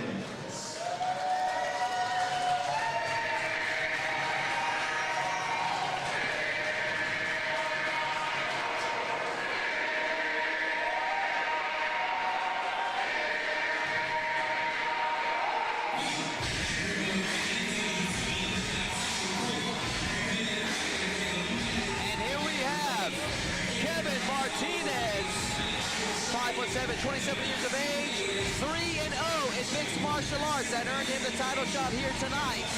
Officially weighed in at 124 pounds, representing Carlson Gracie, Houston. His last fight was in August of last year, a rear naked choke victory in round 1 over Angel Polito. This man, Ricky, has never been the distance. All of his wins has either been by submission or TKO. With this fight being the title fight today for the 125 belt, I do believe it's not going to the scorecards either. I believe it's going to be settled inside. The judges will not be needed tonight in this main event. Seasoned 27-year-old, his first fight was all the way back in 2014. Came back from a 5-year layoff to win his last fight. And there you see him, Kevin Martinez, ready for action.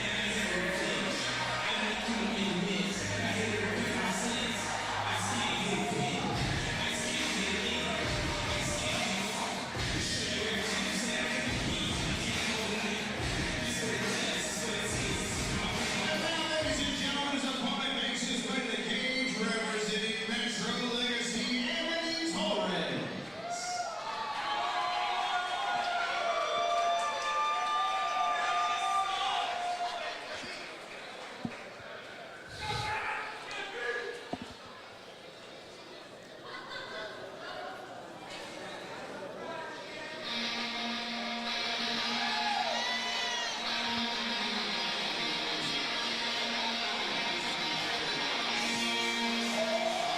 There he is.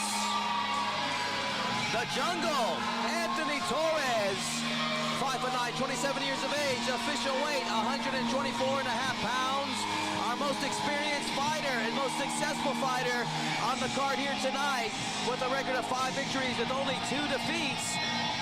Making his Elevate debut, representing Metro Legacy. His last fight was listed as March of 2017. So he's coming off of over a 5-year layoff. But you have to know, in this sport, you're likely staying active with other aspects of this game. So I seriously doubt he's just coming off the couch, Ricky. Yeah, for sure. I'm sure he's been training and everything like that. You know what I'm saying? I'm sure he's coming in. It's a title fight. I'm sure he's coming in here very well prepared. Had a good camp behind him. So it's going to be an exciting fight right now. We're going to see. They're about to settle it right now in the settle, but they're about to settle it right now in the center of the cage right now. Anthony, the Jungle Torres, ready for action. Houston, Texas, are you ready? It's time, ladies and gentlemen. We have 5 rounds of action scheduled to determine the next Elevate FC flyweight champion. Introducing first on my right, fighting out of the Fitness Depot blue corner. He's at 5 feet 7 inches tall, official weight 124.5 pounds. He's undefeated as an amateur with 3 wins, no losses. Fighting out of the Woodlands, Texas, Kevin Martinez. Across the cage on my left, fighting out of the aluminum law firm, red corner. He stands 5 feet 9 inches tall, also weighed in 124.5 pounds. His record stands 5 wins against 2 defeats. Fighting out of Houston, Texas, Anthony, the Jungle Torres. Referee the final instructions, Joe Solis. I'm going to this is the final round of championship fight. Protect yourselves at all times.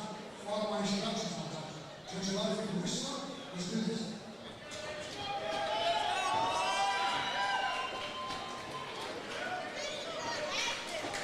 Anthony Torres, Kevin Martinez.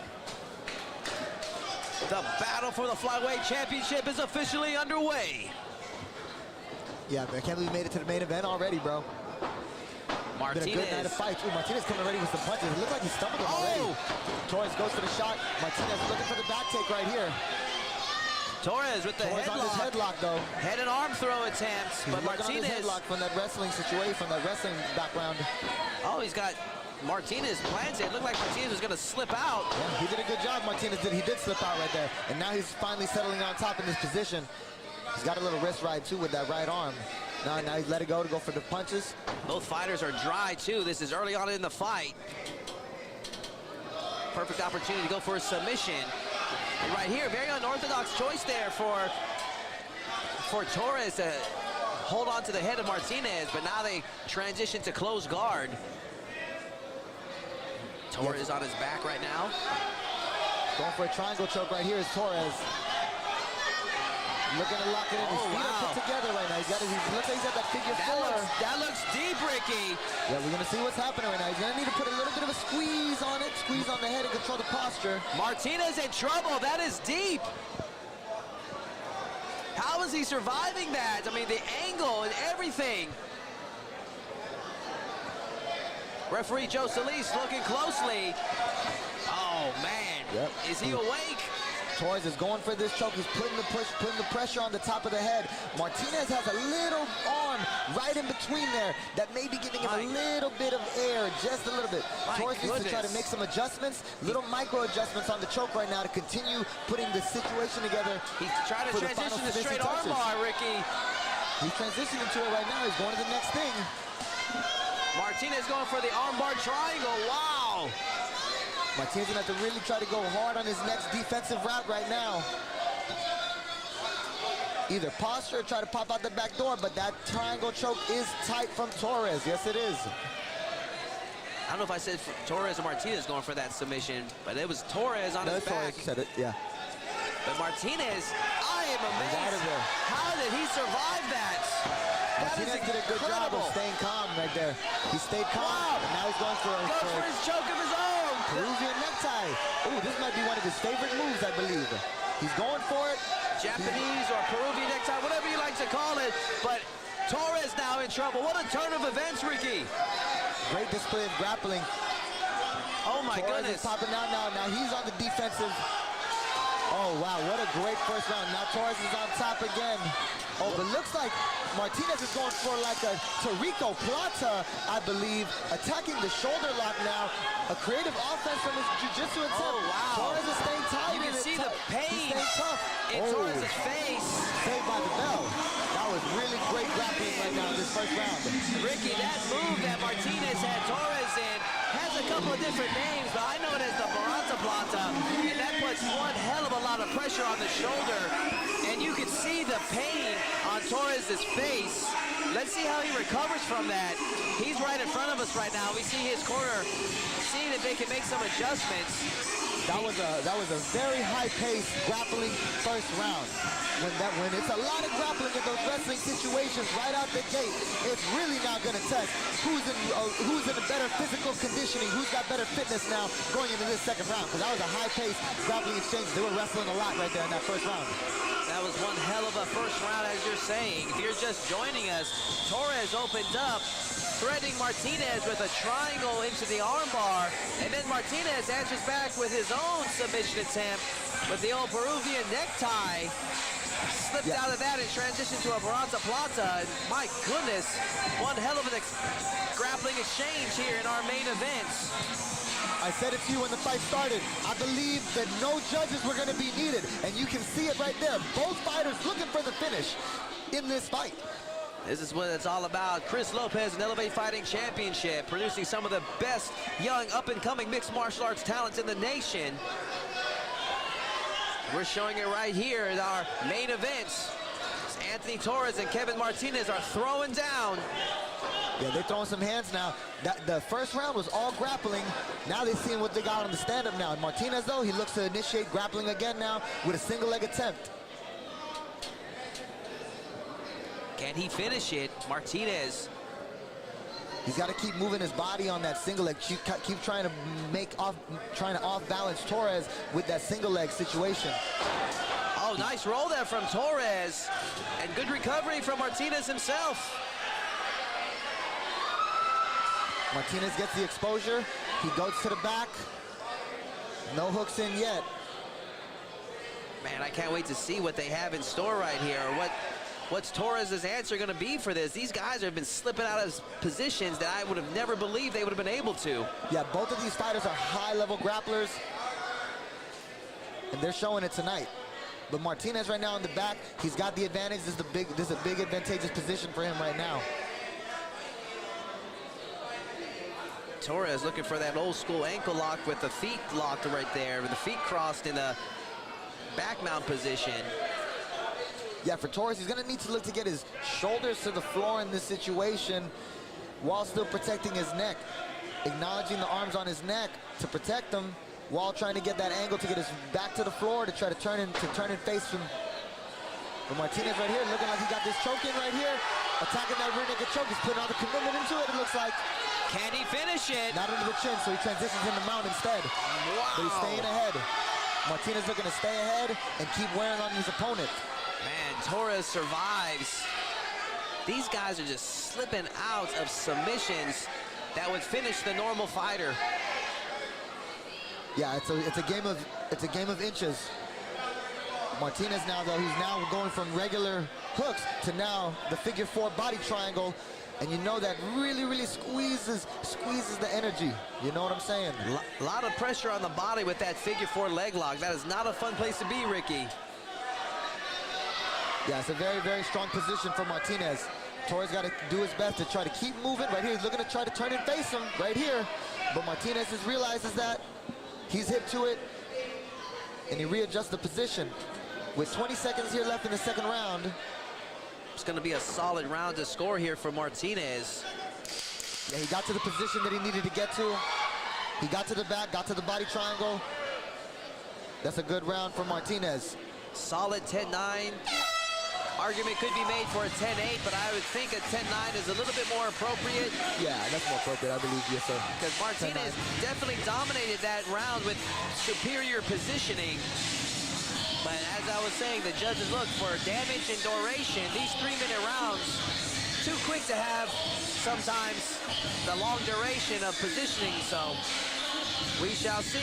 2 rounds in the book in this technical battle between Anthony Torres and Kevin Martinez. And I'm loving it, Ricky. Yeah, it's a great fight. This is a really good fight. I believe both of these guys are brown belts. So that's why it's showing that, man, they're doing it on the ground right now.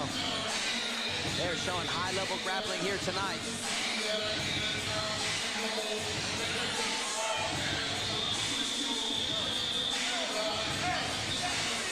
Round 3, we're at the halfway mark right here. These have felt like fast rounds, Ricky. I mean, when you have that good of action going on, I mean, they just fly by. And this is action that, you know, really like technical competitors will appreciate. Go ahead. I said at the beginning of the broadcast, the sport has evolved so much. It's great to see. Some high-level martial arts action going down tonight on Elevate FC. The main event, Torres versus Martinez. Thus far, 1 round apiece in this championship fight. Torres round 1, Martinez round 2 in my unofficial scorecard. Oh, wow. Now Martinez opening up right here. He has the control on the fence while he's throwing these combinations, but now he goes on to a clinch situation. The big knee from Torres right here. Martinez in on a single leg again. That knee fed right into a single leg attempt from Martinez. And Torres doing a good job in pushing the head, and he's pushing it right between his legs to put as much pressure as he can on the head of Martinez. Good counter from Torres. Let's see what he can do with it. And now he ends up in the top position. So this is a good, now he's looking to transition into full mount. Torres looks for the transition. Martinez gives up the back right here. And that's big for Torres right here. This is a big spot for Torres. As he's got the backs right now, he's looking for the ride and he's throwing these punches. The punches are big. Especially once you have the back. The opponent is not able to look at you. And now he's looking for this rear naked choke. Can Torres finish it? Martinez in trouble now. Rear naked choke attempt. And he taps. And he gets it right there. Anthony Torres is your new Elevate Fighting Championship flyweight champion. He capitalized on the position right there, did Torres. He got to the move he needed to get to. He saw the exposure. And he got to the back and he got to the choke. Wow, what a performance. Torres handing Kevin Martinez his first defeat. And that's got to feel good, Ricky. Yeah, that's a good win right there for Torres right there. He really earned it. He went for the attack. He was aggressive on the rear naked choke. And he got the job done right there with the grappling. Good win for Torres. He earned it right there. Man, both fighters were game. They brought their A game here tonight. Anthony Torres, though, had what it took to become the champion. Just submission attempt after submission attempt, back and forth action between these two. We've had a couple of candidates for fight of the night, Ricky, but that was definitely most technical fight of the night. That was good. That was a good main event. That was a really good main event. You know what I'm saying? Much respect to both fighters. Much respect. Let's make it official. Ladies and gentlemen, 1 minute, 24 seconds in the round number 3, your winner by regular show, and next, AS3